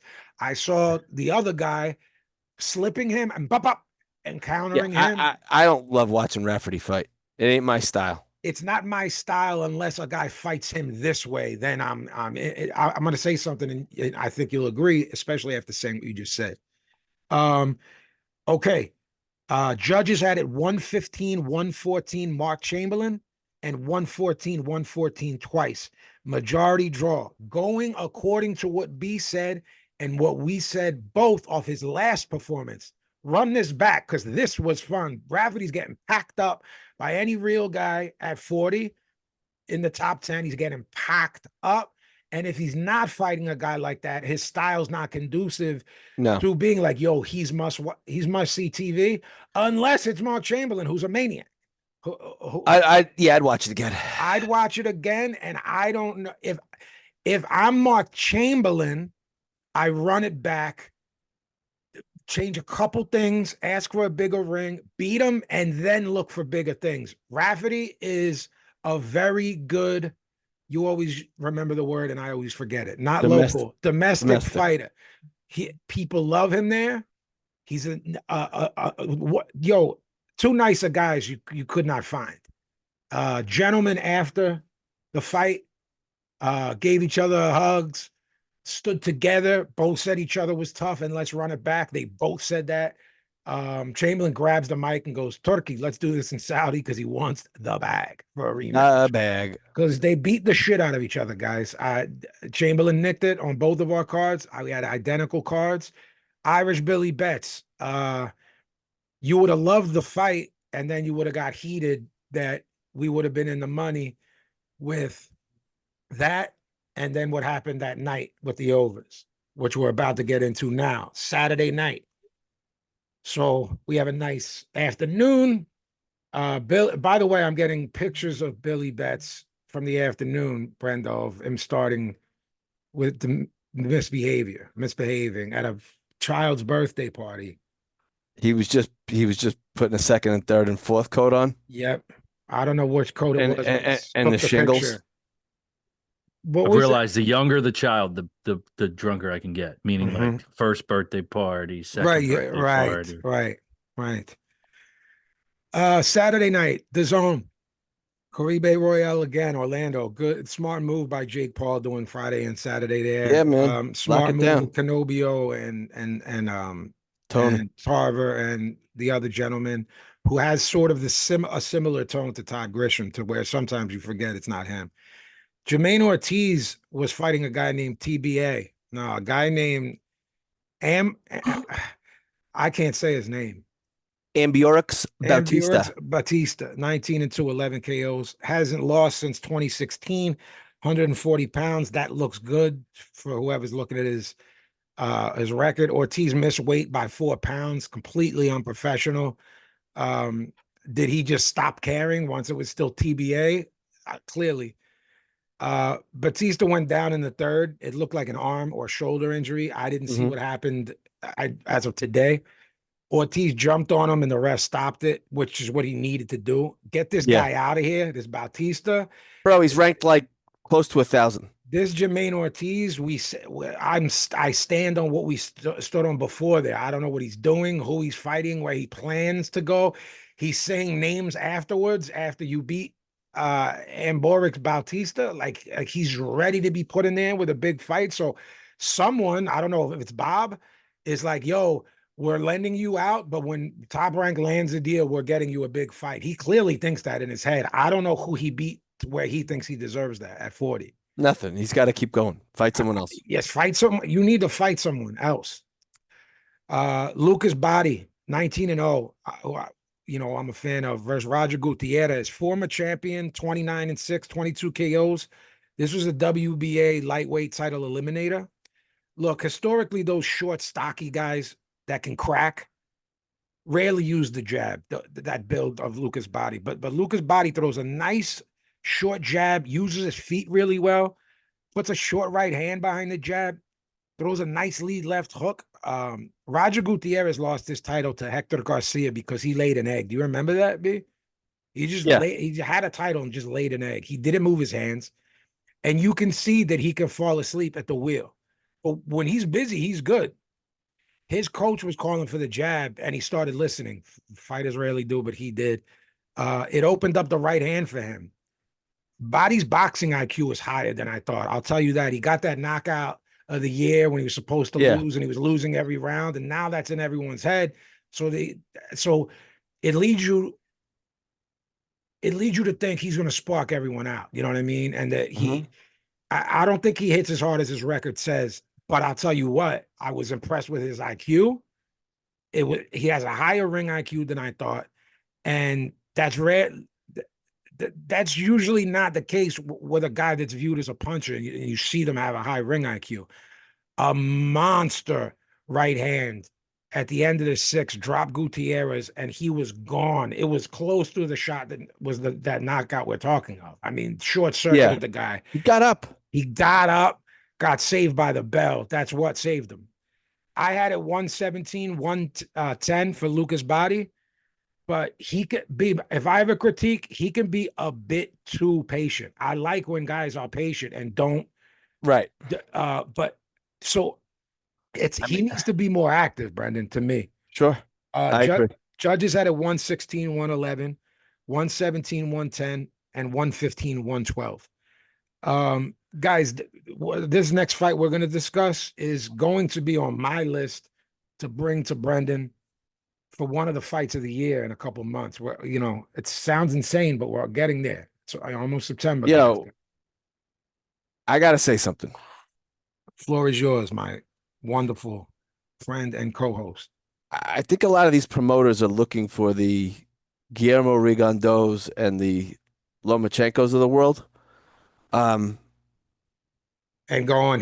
We're throwing you to the wolves. What they're doing to these Cuban guys coming up with very little amount of professional experience is very silly. And those of you that are critics of Lomachenko, and if you listen to this show, these are the examples of what didn't happen to Loma. Loma lost his first fight, yes, to a world champion. All right? Second fight, excuse me. Yeah. We've seen David Morrell in back-to-back what we think losses. Yep. In like his 12th and 13th fight. Yep. By the way, we thought he was really good, but absolutely, and I think use some seasoning, man. What do you? And who did they say is fighting next? A gun, right? Yeah, he's fighting a gun now. And we were like, "Yo, I don't know if this 3 fights in a row." For us, this is amazing. For him, I don't, because you were like, Vin, can we give Israel Madrimov a light touch? Remember you said that to me? Yeah. Because I was like, yo, he's another guy with like 12 fights. But I said to you, B, what about Madrimov, blah, blah, blah. You're like, bro, can you give this guy a fucking break, please? Right. There's that other kid, B, who's like, who's at that weight, who's like 10-4, and all 4 of his losses are like SDs to really good guys. Yeah. You're like, they're putting that kid in there. He should be 14-0. So they're doing this. They have Ioannis Telesin. Listen, admittedly, I never seen Abbas Barrow fight. I don't know much about obscure German guys. Why this guy isn't higher on the rankings list, etc. Guy is the goods. Really good. I know that this blew up a lot of people's parlays because they had Tellez picked in parlays going on for like a month and a half. So I said to Irish Billy Betts, don't touch that. Take that over. Right. I was like, Tellez is 10-0 with 7 KOs, but I don't believe that he is a 70% knockout ratio guy, regardless of what that says. So I said, let's take that over, Billy. Don't touch that. You know what I mean? As far as betting on a guy, because I knew Abbas Barrow was an amateur. Like, you know how we don't know much about him? Yeah. I knew that, though. And those guys are scary, B. It's not just that. He's just fucking good. Really fucking good. No, but I'm always scared of a guy. Like, I don't mean scared, but I go, if this motherfucker won this medal at this chair, you know what I mean? So, yeah, he's been in there with these guys when they were all younger. You know, we don't know if everybody's amateurs, but it's a worldwide sport and they compete against each other. Yes. In or around the same 154-pound interim WBA title was on the line. Like, guys, look, we got to be honest here. That doesn't mean you're the guy there. It just means that when you have the belt, good fights can happen. They're talking about this Tellez was talking about him and Zayas. Zayas was ringside. Why? Because he probably wanted this kid. Because when you look at who else is out there, Zayas is like, wait a second. Right. All right, but all right. Yo, Tellez is good. So we're gonna get into this. Tellez can fight. We've spoken about him before. Cuban southpaw, as B said, he uses his feints like a jab. Then he'll paw you with the jab. Then he'll throw a power jab. So this guy's giving you 3 things to think about before he even fires that straight left. It's really good stuff. Abbas Barrow is strong, tough guy who knows what he's doing in there. I think they underestimated him. I don't know who the matchmaker is at MVP. You probably do because you're really good with that. You always know who's the matchmaker. Look, he won a bronze medal in the World Championships, guys. Look, people view the Olympics as the be-all, end-all. Those World Championships, if you know how the amateurs work, that's like more of it's less of a bragging right but more of a those world championships goons are in there, bro. He's a multiple time European champion, and New Europe motherfuckers can fight. This is an old Europe where you went, that guy only wins over there. He's a can. So this isn't a ham and egger in there with Tellez. So the matchmaking here was, look, Barao would rip the body, then come up the middle with an uppercut. This guy's fucking head was flying. Yeah. Good stuff. Tough fight. These two were slinging the dogs. High level brutality. That's how I was viewing it. Awful corner work from Tellez, coach. Where was Ronnie Shields? That was his guy. I don't know. I don't know if he left or if this kid doesn't listen, so that's why he wasn't there, and that's why this Did happened. he have another obligation? Or how about this? Did they put this together and Ronnie Shields said, I'm not fucking that. He's not ready for this kid. I don't know. And is that on the table, Brendan? Could that be a possibility or no? Am I over? I don't know. There's probably a scheduling conflict of some sort, or he left him. Look, Brendo and I like something called power boxing a lot. Miguel Cotto at his best would do it. Tellez is his best doing that too. He was sitting in the pocket trading with this maniac, with this Barao. Instead of telling him get off and get out of there, this coach is telling him. He screams at him as he walks into the corner, screaming at him. This is what we came here for. We came for a fight. No, you didn't. You came to pick and pop. Why are you laughing? Did I have an AO? No, I fell out again. Oh, you missed it. Yeah, no, I thought you were. I thought it was an AO and it was a reaction to that. No, but what I'm saying is that's not what you came here for. You came here to go, up, get out of there. You know, mirror your style after that. On your toes, Miguel Cotto, or better yet, that on your toes, Oscar. Like that. Yeah, that's your stuff. Out of there. Out of there. We came for a fight, he tells him, Brandon. No, you did not. No, yeah, no. Not against this guy. This guy is fucking built like a fucking statue. He's eating every shot. Your head looks like it's on a swivel from these uppercuts. The guy wants to be sitting in the inside. I mean, what kind of direction is that? This was a lot of I go, you go, I go, you go, I go, you go. And against a guy like this with this kind of pace and this kind of pressure, you can't do that. And even in rounds that he won, I believe they said this on the broadcast, it's going to be hard for Tellez to sell himself on that winning round because his back was against the ropes the whole time. He's not showing the judges anything. I think some people saw that in Chamberlain Rafferty. And that's why they didn't have our card, because our card is correct. But they didn't have it because of that. Brendan, this kid who through this many fights, like you said, now they're starting to move people too quick because of the Loma. What did you call it? The Mike Tyson effect? There's a Loma effect and a Floyd effect.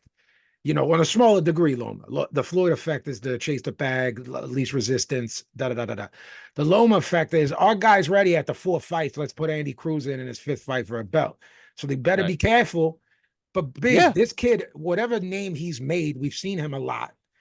He made his name by countering, not trading big shots with a strong, well-schooled, decorated amateur. Barao landed bombs in the 9th, and Yoenis Diaz looked cooked to me. Cooked. I'm going, this kid's done. Look, my opinion, you didn't text it to me, so it might not be to you. This is a fight of the year candidate, 9 months in. We got 3 months. Barao knocked Diaz down late in the 12th. This shit was like a fucking movie. You know how people use that as slang? This was literally like a movie, not in a corny rapper. Yo, the show was like a movie, son. This shit was like a movie. If you thought it was close and you knock your guy down in the 12th, you're talking Rocky shit, man. This kid, man, this shit was a movie. I had it 115, 112 for Abbas Barao. Judges had it 116, 111. 115, 112, and 117 for Abbas Barao. I'm not mad at any of those cards. Neither am I, and salute to them for getting it right. It's a shame we have to say that they did their job correctly, but we're talking about another fight where we didn't like the card, where we had 2 of us draw and 1 for Chamberlain. That we thought it was a close fight, but a clear one. Yeah.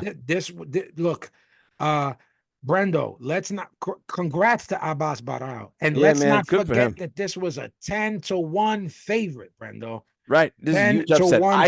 I thought they were gonna job Barrow, and they did. I'm going, there's no way this kid gets this decision. There's Right. no way with this poor kid standing there. Look, Barao is, in my opinion, a real player at 154. Real quick. I think this was a career-altering beating for Yoenis Tellez, and I don't think he'll ever be the same. I'm just, Mentally and physically. yes. Abbas Barao is a great kid and a great ambassador for the sport. What a gentleman. He might be my new favorite fighter.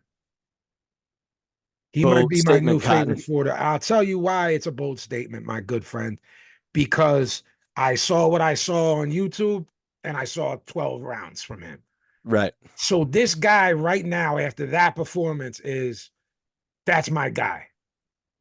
Okay. You know what I'm saying? Doesn't Yeah. mean he's the best. Doesn't mean I think he's going to clean up 54. It's the most fucking brutal division in the sport. Everyone there is a killer, and I'm including the guys who lose. I'm including Tim Tszyu, Madrimov, Boachuk, who all have losses. Right. Look, I think he's the real fucking deal. And Brendan, I said it earlier about the craftiness. How about that kid on the inside? How crafty he Oh is. yeah. Creating angles, moving them just a little bit, And defense. Yes, but it's not Getting that his hands pretty. up, catching them. Yes, old school. He looked like an old Philly fighter. He did. He looks like the guy looks like if you're watching a Benny Briscoe compilation. Tellez also looked flat. Like there was no snap on his punches. There was, No, he's even good. and even the uppercuts he was trying to throw because Barao has that style where Yep. he's in a crouch sort or not like a hunch and he's got the high guard and he's trying to come in. You could split that guard with the uppercut. When Pretty. when Tellez was trying to do that,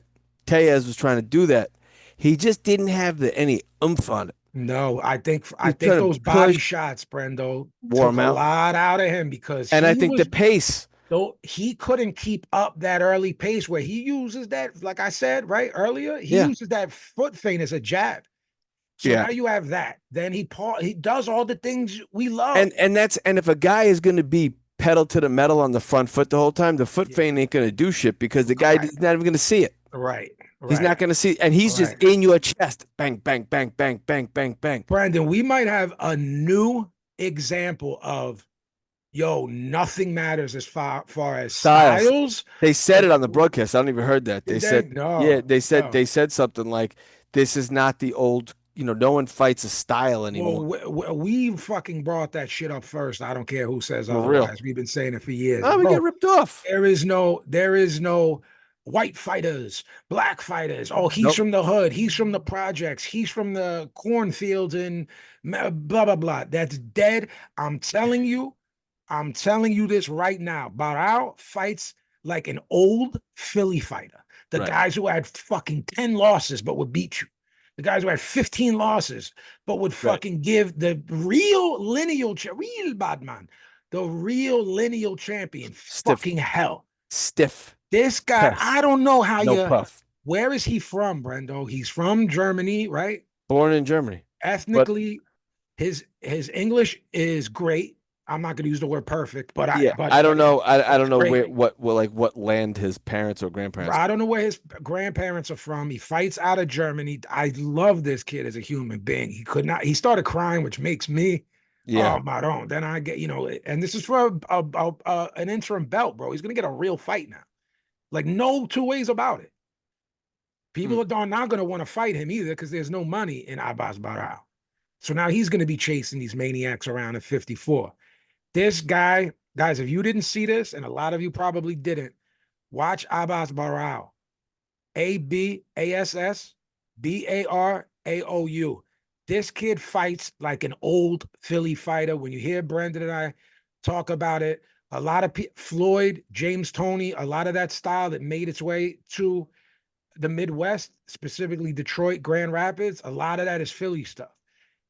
I don't know where he even learned any of this, B. And that's where you go, Well, it's all out the window when these dudes have tons of amateur fights and they're fighting people from Philly and the Kronk or trained there, and these programs are global, and you're taught by people who might not be from where you're from. Yeah, he's ethnically Togolese. Okay. So I'm just looking him up. Born in Germany, went back to Togo. Is that how you say that? Yes. Yes. Togo. Okay, Yeah. and came back to Germany. I think like when he was 9. Then the good English comes from everyone everywhere speak like Right. Togo. My man Ali is from Ghana. He talks like us because he learned how to speak English through rap, and he Right. raps like an American. His English is really good. He probably speaks Togo, definitely speaks German. He speaks English. I mean, he had to win you over, right? With that post-fight Yeah. interview as a person. Yeah. Yeah. Yeah.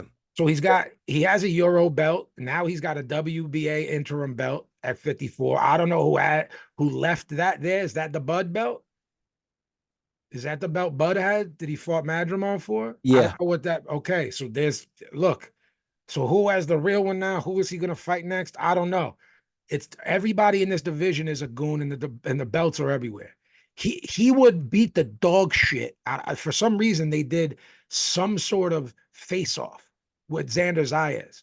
They gave each other a pound and a hug and did a face off. If they're trying to make that next, I'm already picking Barrow. Yeah. Zaya's. Yeah. He don't want that.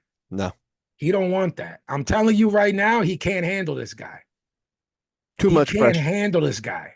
You can't handle the He truth. can't. He can't. It's too much. This guy is too much. Main event, Yanquiel Rivera, 7-0, 3 KOs versus Angelino Cordova, 19-0, 12 KOs. This for a WBA interim flyweight title. So, look, Cordova's record is deceiving. B likes to mention that because he's right. We touched on that last week. Who are Yep. you fighting? How did you get to this record? Fought 11 winless fighters. I don't even know if I've ever heard that. Very, very, very, very dirty fighter. Headbutts, elbows, trying to throw Rivera down. Bad headbutt opened the cut on Rivera in the fourth. A knockdown for Rivera in the fourth was a push. What a fucking mess this was. Yeah, this was hard to watch. Hard to watch. Maybe the hardest fight of the year to watch. Certainly hardest main event. When Yanquiel Rivera gave himself room to operate, that southpaw 1-2 was there all day. Pop, pop, get out of there because he's good, but not when the Yeah. guy doesn't want to fight you. Cordova is just a Tasmanian devil. Just wild shots from every angle, some legal, some illegal, some land, most missed, but he keeps throwing. You combat that with a nice stiff jab. Rivera wasn't really doing that like he should have. Rivera was landing a nice pull counter. Point deducted from Cordova in the sixth for hitting behind the head. Look, this Luis Pabon is just an awful ref. He's the Yeah, he pick. sucks. He's always there. He always has been. He's always in the middle of some shit when it's going wrong. If some goofy shit happens, he's the fucking ref that night.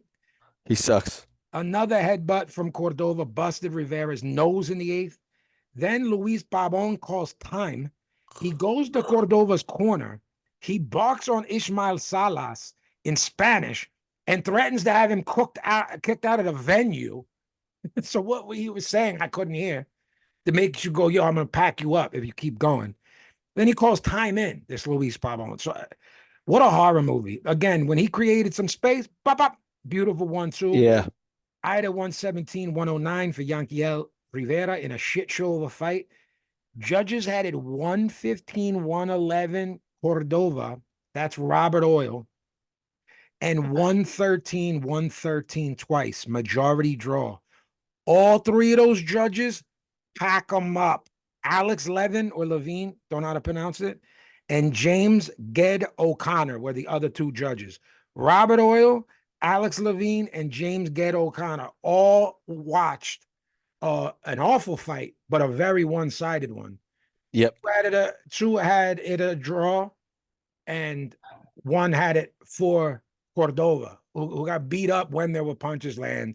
And when he wasn't getting beat up, he was hitting him in the ding-dong, headbutting him, Throwing him and throwing him down. Billy Betts, you know what happened here? Take the over. So the over on the Tellez fight, the over on Yanquiel Rivera, this would be Billy Billions if that fucking scorecard goes the right way, Brendo.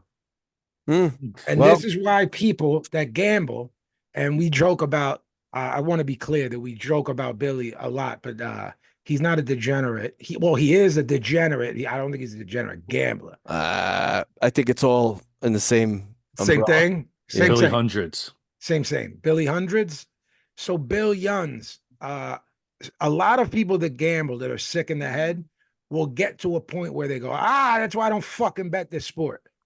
So I'm curious if any of that is so when you hear, because you didn't watch the Rafferty, you would have loved that fight, by the way, Billy. It's that shit that Leo was getting charged up. Right. Or was it beat the hell out of each other? They beat the dog shit out of each other. Two proper Brit lads, small ring, nowhere to go, nowhere to hide. Beat the shit out of each other. B and I both thought it was close but clear, and then you get a draw, and you would have had a 3-1 there, and then you would have hit with the parlay. So the whole weekend you would have hit. Does it go? Do you go? This fucking sports, it's too corrupt. No, because I'm not watching it as heavy. Yeah. He's just watching to see who won and how. Mm-hmm. So I got my money back on that fight. So yeah, they just so when there's a draw, it's just a push, right? Right. It's a push like if you take the Eagles +3 and they end up winning, right, losing -3, it's just a push, right? Correct. Okay, so a draw in boxing is a push. B, what would happen if we say take the over or under on a 10.5 and it lands it halfway through the round, like 130, they call it. You think it's a push? Like or exactly. 131 the second half? Because remember I think it's a push. But remember they robbed him at the Boots fight? Yeah. On one of our picks. We gave him all picks that night, and his parlay didn't hit. Someone got packed up as we picked it. We picked the round, and they were like, nah, it's the 7th. Now they're calling that the 7th because someone quit on their stool. Oh, yeah. It's a timekeeper's decision. Correct. Either 1 second of the round or the last second of the one before it. I think Tommy Rainone cleared it up for us. And I said, no. If you quit on your stool, it's always 1 second of the next round. And that's not so. And we were told, no. It's the is it the timekeeper or is it the commission? I heard the timekeeper. Okay. It's certainly because it's another thing, guys. There's no national commission. Right.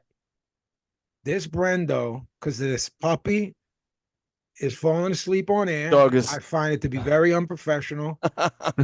The dog is like a heater. I love that. I love that dog now. I love it. It's annoying you late at night or early in the morning. Me and this Billy are running. We did work before you got on. He might put me to work after I get on. I got to write songs tonight. You don't have a dead rat in your house. Listen, stenching up the whole journey. Everyone on the East Coast right now, these meese, these rats, it's a fucking plague. You hear me? You have them too? Not so much the rats, but the meese. This neighbor. We're not rat infested. This neighbor's no. There's rat. Look. There's rats, but I got great shit today. They got problems with this, Brendan. They do. Guys, as we said before, there will not be a second show this week. This one ran long, I think, because it's a super episode. Because we were yacarons and we were talking about how we did bad in school, and Billy's trying to sell you on the idea that he was some sort of angel, which was laughable in and of itself. We could have done 2 hours on that. I'm no angel. I never know what the mail has for us. I'm not involved with that. That's Billy and okay. To the streets. I was thinking, why do you talk to an angel? Oh. I could probably sing that whole thing karaoke if you put it in like the show fails, but the song becomes number one. What show was that? The Heights. It was the ball who beat up Tori Spelling on 90210. Okay. Right? He lit her ass up.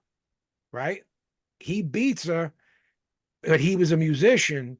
He was a musician. Little music. It's a crossover show.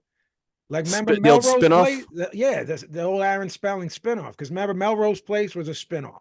Mm-hmm. Of what, 90210? Yeah, the hunk was dating Jenny Garth. And the hunk goes, "Oh, I live at this place, Melrose Place. Oh. Oh, there's a new show in 10th It's like grade." I'm 35 in 10th grade. Right. You want to ride Yes. my motorcycle to my That whole apartment? this Luke Perry was 49 when I'm in 8th grade. Right. And they were in like ninth No, or I 10th. was I was singing Greg Allman. I know you Yeah. were singing, but as soon as you Does said, Billy know that though? Do you know that music, Bill? yeah, he knows that That's shit. all I listen to. That's his Duffy. Just Greg Allman? Just Greg Allman. That's That's it. it. Not the quit- Allman Brothers. Just Greg Allman. He quit on rap. He was a rap guy.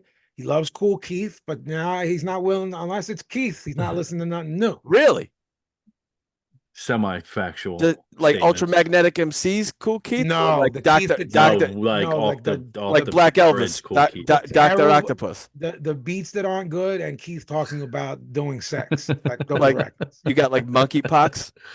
Yes. But Keith's a legend. I love him. Yeah, He's me too. Ultramagnetic, unbelievable. No, And, I'm no yeah. angel. And the Stress Eater record with versus Czarface is great. Czarface, Cool Keith, check that out. Stress Eater.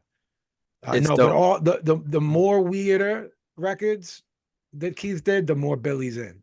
Mm-hmm. Really? But then it got bad though. Worse. I think he just pushed the envelope. Like, let's see if people. But Mhm. they did bite, so Right. he wins. It's He like wins. I was- Billy's generation.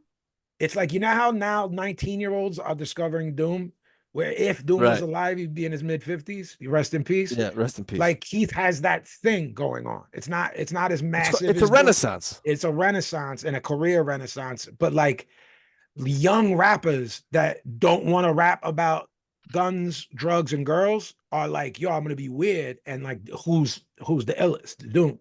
And then hopefully they'll find Keith, and hopefully they'll go down a wormhole and find stuff like Right. that I did, and stuff me and you grew up on, the Fat Beats era, and those weird lyrical 12 inches. We try to play some of the stuff on the show for the younger guys to For listen. the young guys. Someone hit me up asking what we played on 2 different episodes. I'm sorry, guys. I go in my bag and then I forget.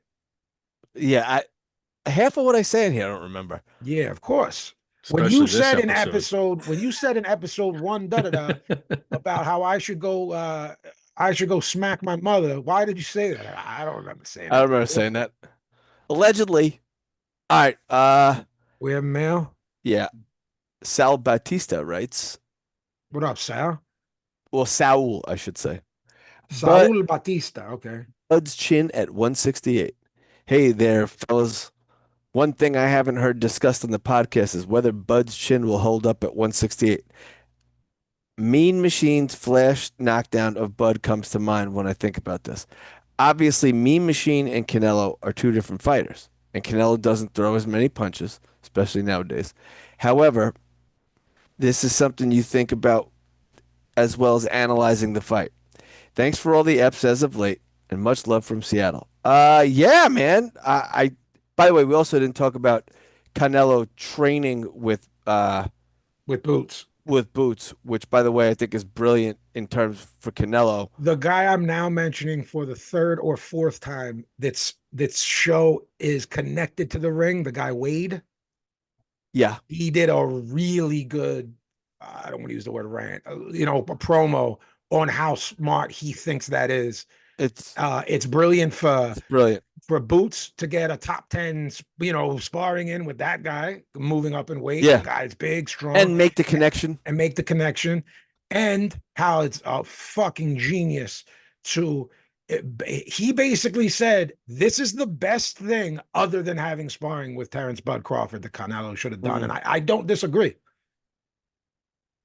If you name a sparring partner out there that you could get in there, in theory. Oh, you have a guy who can replicate, I would be like, yo, Boots Ennis. An orthodox guy who fights southpaw and is gonna bang no diddy with you. All right. To answer his question, I think of course you have to look at it like an issue.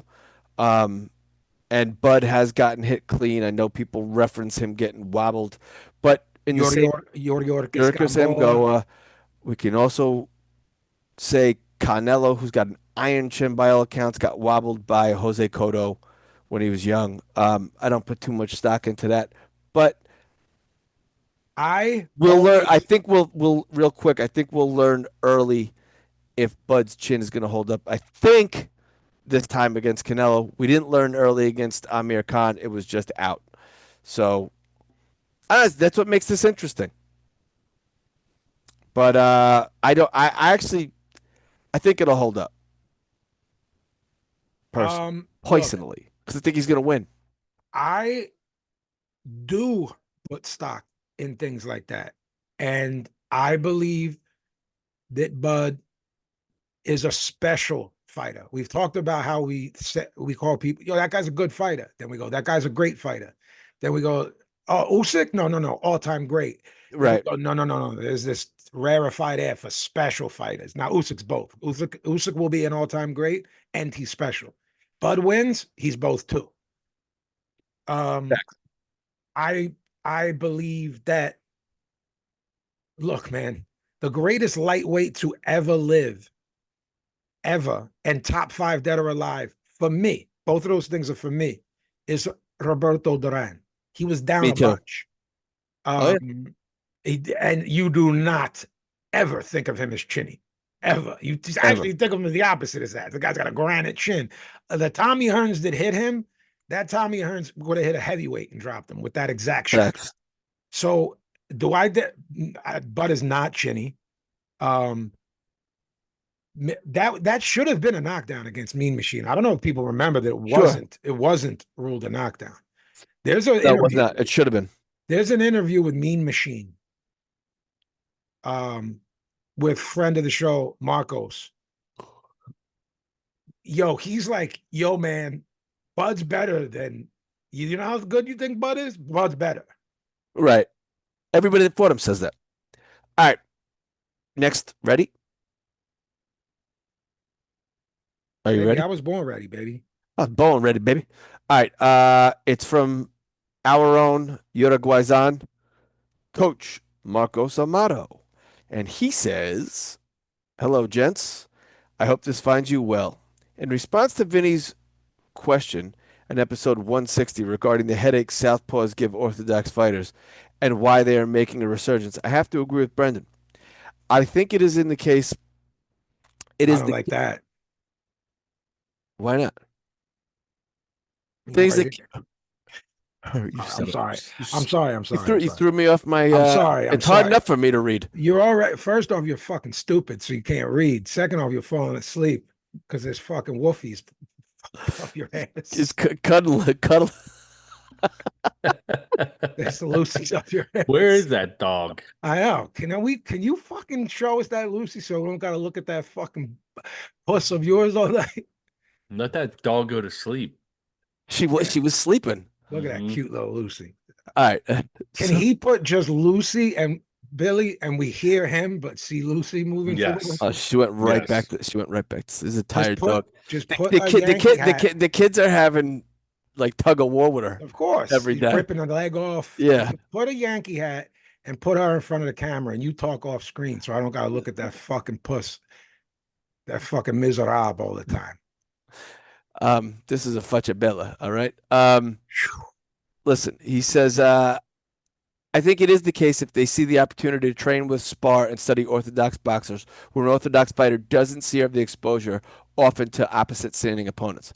In a gym where I have 16 active competing amateurs and 5 professionals, only one southpaw. Wow. There are a few switch hitters, and goes without saying we run drills focusing on tactics against southpaws, but it doesn't compare to facing the real thing across the ring from you. Off topic, I'd love to see Moses Itoma fight Justin Hooney. Stylistically, I think it'd be a great fight. Keep up the great work, guys. He means me. Enjoying every episode and frequency in which you are getting them out. Props to the pound for pound #1 podcast. Your compadre in boxeo, El Uruguayzan. That might be the worst accent of all master the accents. Your accents really fell off, so I don't want to hear it. What are you talking about? And we have another one. 162 episodes. I have another one, Jared from Sydney, Australia. Are you ready? That was the The best. That was the pits. It's it's unbelievable. It's impeccable. If you close your eyes, you were in the Outback. You sounded like the beginning of Mike's promo. My style is impetuous. My defense is impregnable. Impregnable. Spinal. Mike, what was going on? My Spinal. back. What, Mike? I broke my back. Spinal. I broke my back. Oh yeah, what did the doctor say it was? Right. Spinal. Spinal. What a fucking maniac. So stupid. It's so dumb. All right. The next one is from Jared from Sydney, Australia. What up, Jared? I want to do like those old like guppy. You know, like when they showed like those Foster's ads. Remember, like it was a shark Australian for for bear. beer. I want you to do anything that you think is good because it's terrible. I want to hear it. I want you to. What did you just say? That accent wasn't even close. What you No, just it was terrible. Whatever I He just says, did. he says, "Hi guys, love the podcast and especially Vinny's work with Jedi mind tricks. Thanks, Big man. fan." Thank you. My question today is in regards to Andre Ward being overrated or not. I've seen arguments online on this, and seeing as I don't know enough about his career to judge, I thought who better to ask than the KOTB boys. What I do know is that since he retired undefeated and won world titles, which is impressive. However, I believe he lost the first Kovalev fight, so does Vinny. And the second fight was a low blow that ended it. I'd love to hear your opinion on this. Correct. P.S. I've listened to every boxing podcast out there, and this is the only one who tells it how it is and doesn't have to kiss corporate ass to get views. Hey, thank you, man. Thanks, buddy. Brendan, can I ask you a question onto this to answer? Sure. Do you think he pulled a Floyd-esque move? Well, he did. So just tell me how you feel about it. He pulled a Floyd-esque move and made Bad Chad drain down to 68 for that fight. So Okay, so here's my I'm opinion. gonna shut up on that. Okay. Chad Dawson opened his dick suckers He did. and said, I'll come down to 68. And he went, okay. Okay. No. That's all right. You know, it's like no, that's your answer. And that's he my did answer. do that. Right. He did do that. He did say that to talk him into a fight, and then you call someone on their bluff, and then you get mad. Right. You know what I'm saying? Like, Yeah, bet I'm not gonna fucking give up my advantage. Right. If you're willing to. No, I'll fight you at 72 in Right. between. But you just said that. I bet. Pack you up. And Okay, so the so what do we question think? was The question is, do we think he has an overrated career? He absolutely lost the first Kovalev fight. He thought he lost it. Watch when the scores are read for his name.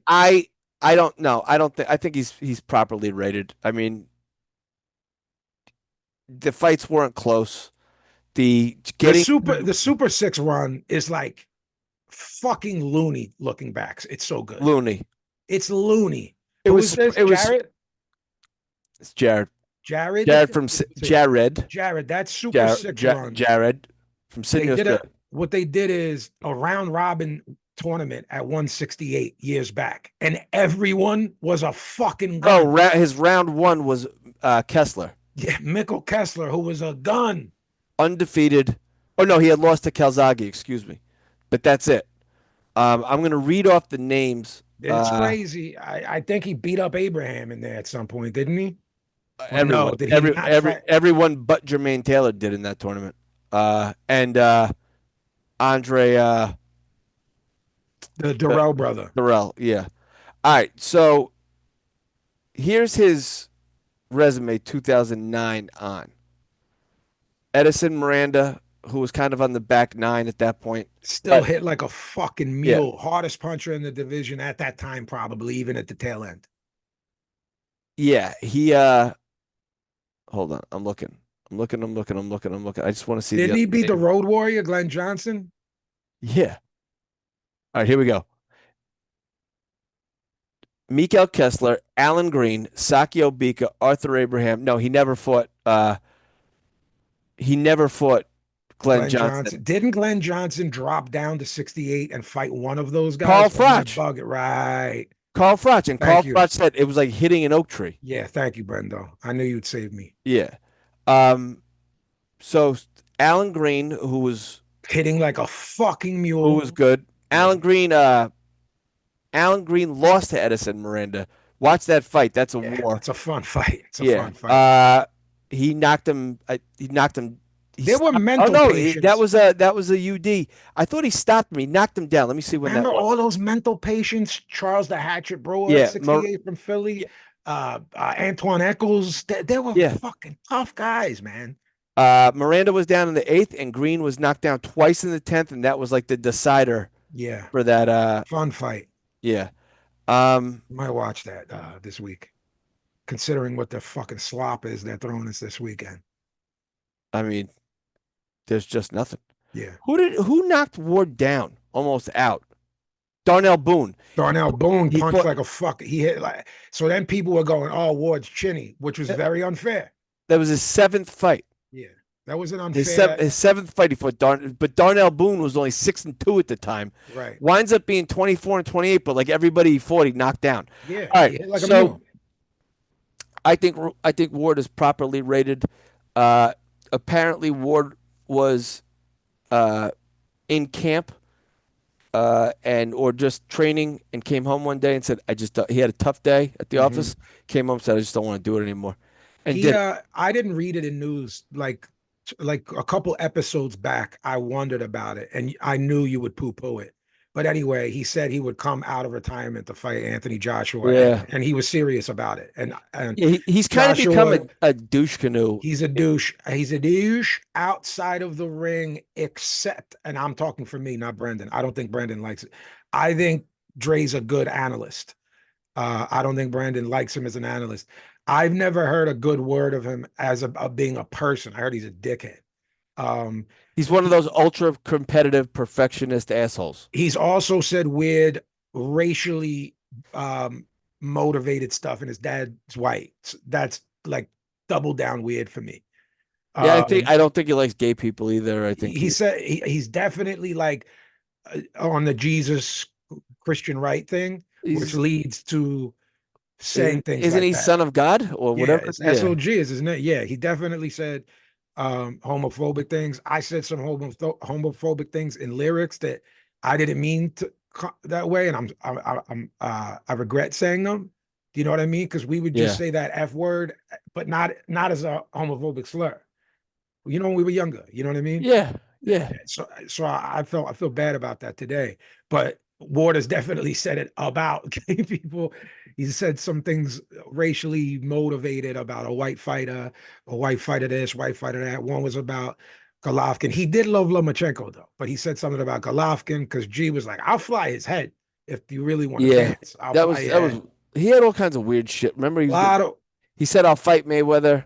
yeah, he said weird They shit don't like racial. each other. Yeah, it said weird shit about Kovalev racially. Kovalev's not a good guy. No. But that's fine. Just say you're not a good guy. You're a piece of shit woman beater. Don't bring race into it. Right. So he He did that one too many times for me. His father was white. He would say and do goofy shit. He's on the fucking Zoom thing. It's the fucking one Darrell brother, and is it Zab? Is the other one? And he's like, I'll get in there to fight AJ. And then AJ wrote back Canelo voice. Remember, Canelo would Yeah. be like, payday, payday, payday. Yeah. He wrote Canelo voice, payday, payday, payday. Payday. Yeah. So, I don't know what Brandon said. It sounded funny. The slur he used, douche something. He seems like a jerk off. Douche canoe. I have nothing to go the other way, meaning, oh, we both have this friend who tells us Dre is the best guy in the world. I don't have that. If someone tells me that Yeah. I respect, I'll go, okay, we were a bit too hard on him. Brendan and I know somebody who loves Dre, but that guy's a little bit iffy. So so the guy who would co-sign him, I don't think we would care I don't about that trust that. co-sign. Yeah. All right, ready? Yeah, sorry guys So, for the I don't yak it understand over. what this guy wants. Yeah. He's a What do you want from me? big fan and friend of the show. So he wants me to kayfabe his name, but I think I'm just gonna not say his name Okay, yeah. because I'm not really exactly sure what he wants. All right, so this is from a friend of the show who does want me to say his name. He says, "Greetings from Brendan's favorite city, New Bedford, Massachusetts." What up, my brother? I hope you're well. He says, long time listener, first time caller. Before we get into it, I need to know how the Bywood Billy's going to claim he's not a beach guy. Feels a bit blasphemous, doesn't it? Agreed. This guy, Wow. yeah. Getting called out. You are getting called out. I digress. So Bill, you gotta answer this. Oh, you don't like the sand on your feet? I don't like anything about it, even though the Bywood Bullet Mhm. nickname came from me being a professional body surfer. I think that So might be what's getting commented on. well, maybe that's what it is. You're so good at body surfing because you don't want to touch the sand. Hmm. You Hmm. know, I'm gonna stay in these in these waves. I only Mm. go there for business purposes. Interesting. It's interesting. What is business? Just Being a professional body surfer, gotcha. Body surfer. Have you now? How many competitions have you won? all of them. Legendary. There's tasty waves. Hmm. Hmm. Yeah, you're like the Spicoli Mm. of body surfing. Mm. All right. He says, no shot at the journalist in particular. I've seen a lot of people echoing this sentiment, but I think people sometimes get caught in the moment and lose perspective of good, great, and special when it comes to fighters. There's different degrees of good, local good, regional good, etc., and great. He says, and great can even be debated, but Mhm. special tends to speak to itself. You don't need much to see if guys are good. Time will tell if guys are great. But when you see special, you know. Other than his age, I see nothing special about Mosey Toma. My guy. You see, look, we're not saying his name, but this is all this guy shares we share the same yeah, again, this is my guy. The 90s and 2000s regarded as a weak era for heavyweights, but we had, well, I don't think the 90s, uh, anonymous writer, Hey, some that people was this do. is the second golden era. Some people do, and then some people go as a golden era, and some people say it was the shits. And it's weird because you go like there were If you want to say the 2000s post after the Lennox Mike Tyson fight, I'll give you that. Vlad's reign wasn't over great fighters. Because do, this could be a topic of a show do altogether. you think the late 90s was good? No, but if you're saying the 90s as a Yeah, as it's not a monolith. right, so Nah, I got you. yeah, Evander, Riddick, Lennox, uh, That's 90 to 95 heavy though. yeah, that's what I'm saying. But then you had when was Rockman? Uh, When did he fly Lennox's head? yeah, 99. okay, you got good guys in there, and then sprinkle in the Ray Mercers, the Tommy Morrisons.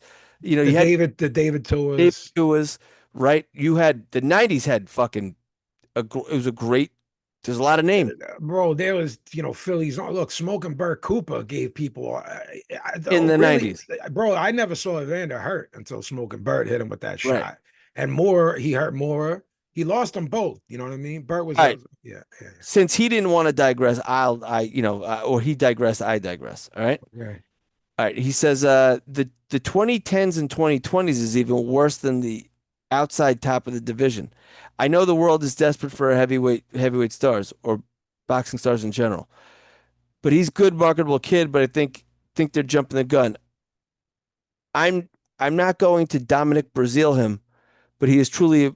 But is he truly a better prospect than Andy Ruiz was? Yeah, he's not a fat slob, and I never thought nothing about Dominic Brazil. I don't know why people did. That was Is yeah, they Moses Italma better than Dominic Gwynn? yes. Okay. Sorry for the rant. I heard I was getting paid by the word. I appreciate the work you guys put into the podcast every week to keep us all informed and engaged with the sport. Much love. Thanks for the letter.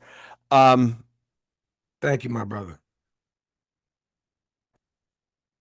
we got one more. I hope I answered all the questions on there. I think Itama is the goods. I think we're gonna see him for a long time. If they unless they like we talked about with Yoenis Tellez and David Morrell. If they don't move him too fast, I don't think they will. I hope not. Say, this one's from our friend Cedric. He says, "Good morning, afternoon, or evening, gentlemen. Firstly, I'd like to thank Billy Betts for posting these podcast episodes on the YouTube. It's appreciated. How y'all don't have thousands and tens of thousands of subscribers by now is beyond me.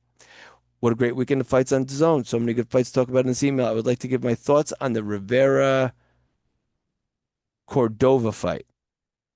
What a wild headbutt, blunder, hip tossing, tie ups, slip ups, trips, and fights.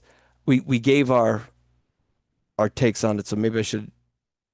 I don't know. You wrote this on Monday, so excuse me. The ref taking 1 point and not stopping the fight before it went the distance was bizarre to me. The ref almost kicking out one of Cordova's. Vinny covered this. I haven't seen that either in recent memory. Neither has Vinny. Other than the first loudmouth trainer taunting opposing fighters that he was trash and all the crazy talk during the fight that long ago. Not that long ago. This is the homie Cedric. Yeah. Cedric, this was wild, right? I mean, the whole thing was a mess. Yeah, Luis Pabon, pack him up as far as giving him title fights or even big fights. Yeah, stop. This guy, Cordova, is just look, he was 19-0. Yanquiel Rivera doesn't need to be hitting the ding. His eyes are cut. Now he's got to let that heal. Right. Put him in with good guys. You know, I don't know why it happened, B. We just talked about matchmaking. They put in about Al and Tellez, and we got a fight of the year, even though it was, looked on paper to be a big favorite. The fight ended in a draw with Cordova going down twice, still getting a draw. Had me scratching my head, us too. I'll have to go back and rescore the fight. I stopped scoring the fight because I started laughing too much from all the crazy tactics and antics from Cordova. Yeah, he's a piece of shit. Lastly, I want to speak about this Jake Paul character. Brendan said a while ago he can put together cards. I will give Jake Paul that. He's good at putting cards together. But as a fighter, he isn't good in my eyes. Now fighting Tank is just Mickey Mouse garbage. Tank must need a bigger bag than if he would have fought Lamont Roach. Go back to 100, episode 120 here. Vinny called Lamont Roach the Mythbuster. That wasn't his brilliant nickname for Roach. It's clear Tank knows his time is up, and the Mythbuster exposed him and was saved from the no knockdown knee, hair grease BS call. I could go on about this Paul guy, but I'm sure y'all will have no choice but to talk about it in weeks, months to come. I know you really don't like speaking about Paul, nor do I. When does the circus end with Paul? He's got unlimited money, it seems, but he does put together good cards. Hope your families are good. I'll write in the future. Thank you for releasing 2 episodes a week. You help me more than you'll know. Appreciate you all. Bring back Pablo once in a while. Peace and love, Cedric. Thanks, Cedric. Okay. Thanks, Cedric. Thank you. Yeah. I think Tank is done. I think the Tank Davis, as you know him, is done. Well, Tank's had, believe it or not, to people who love Tank, it's a carefully crafted and guided career. He was tested just enough to be competitive, but never put in where they thought he was going to lose. And now people will say, tactfully, that's a good idea. No, it's not. Not if you want to get the most out of your fighter and give us the most as fans what 2 fighters can do. We want to see the best fighting the best. I don't believe that Tank's people ever doubted or took an opponent serious enough to think Tank would lose. Now you say, well, that's just confidence. That's this. No, it's not. You have to be able to put someone in there with a guy that they might lose to, because that's how you test their mettle. And to borrow from my very good friend, Paulie Malignaggi, I was listening to something he said where he talked about Tank's carefully crafted career. And how do you know how a guy is going to take nothing away? And me and Vinny have never said that physically Tank is not superior to most people in terms of strength, power punching. Nope. We've said he's very good many times. Athleticism. Yeah, all of it. All of it. All the things you need. And I've said in the past, again now, we're saying it's against really good competition. Not great. Not great. Tank is good at setting traps. He has a very good boxing IQ. He can walk you into shots. Right. To not put him in with the best, a Shakur Stevenson fight next after this fight Yep. is a disservice. Yep. Not to see what Tank's full potential in Correct. is a disservice, and that's what happened. So, with that said, Brendan, can I say something going back to our friend before this? Dominic Gwynn was 24-0 before the first loss. And when he lost a split decision to Monty Barrett uh-huh, and had beaten a still youngish Michael Grant. So that's 12 more wins than Itauma, and an old Michael Grant is better than an old Dillian White. Thank you. eye test, Okay. my friend. No problem, brother. Where do you stand on me saying we never see Tank Davis again at In a regular fight? yes, or at a regular weight and thinks he can fight at 47 or 54 or something, just something weird. He either turns into a circus show or full on like this is not this guy. 70%. 70% I'm right or 70% I'm wrong. Right. Okay, so like right, got you. All right. All You right. can find me at the Killer B24 on IG. Find us, or what? Oh, no. I'm at the Killer B24 on Instagram, at I No, you're underscore, not. not Instagram, on X, What Twitter. a dope. On Twitter. Do you Billy, call it? this guy's a boob. Have you called it? Mhm. Do you still call it Twitter? Yeah, I can't. Twitter Yeah, X? it's Twitter. At I underscore no underscore that underscore kid on IG. Find us at KOTB podcast on IG, at KOTB boxing on IG, KOTB Jesus podcast. Christmas. Fucking hell. Take it from here, Billy. Go. Good night, Billy. No, Whoa. I'm kidding. you're worse than me. New joint out, new record, God Sent Vengeance, new single and video, Perfect Enemy. Go run that up on YouTube. New project is called Hidden Temples. You're getting a song a month. And at the end of 12 months, you're going to get signed vinyl, white label pressed up. Go to jmtstore.com, sign up for that. Knock them out the box shirts. Go to jmtstore.com. Everything's over at jmtstore.com. Box Cutter Pazzi on IG. Vinnie_Paz on Twitter. Billy, say goodnight. Good night, Billy.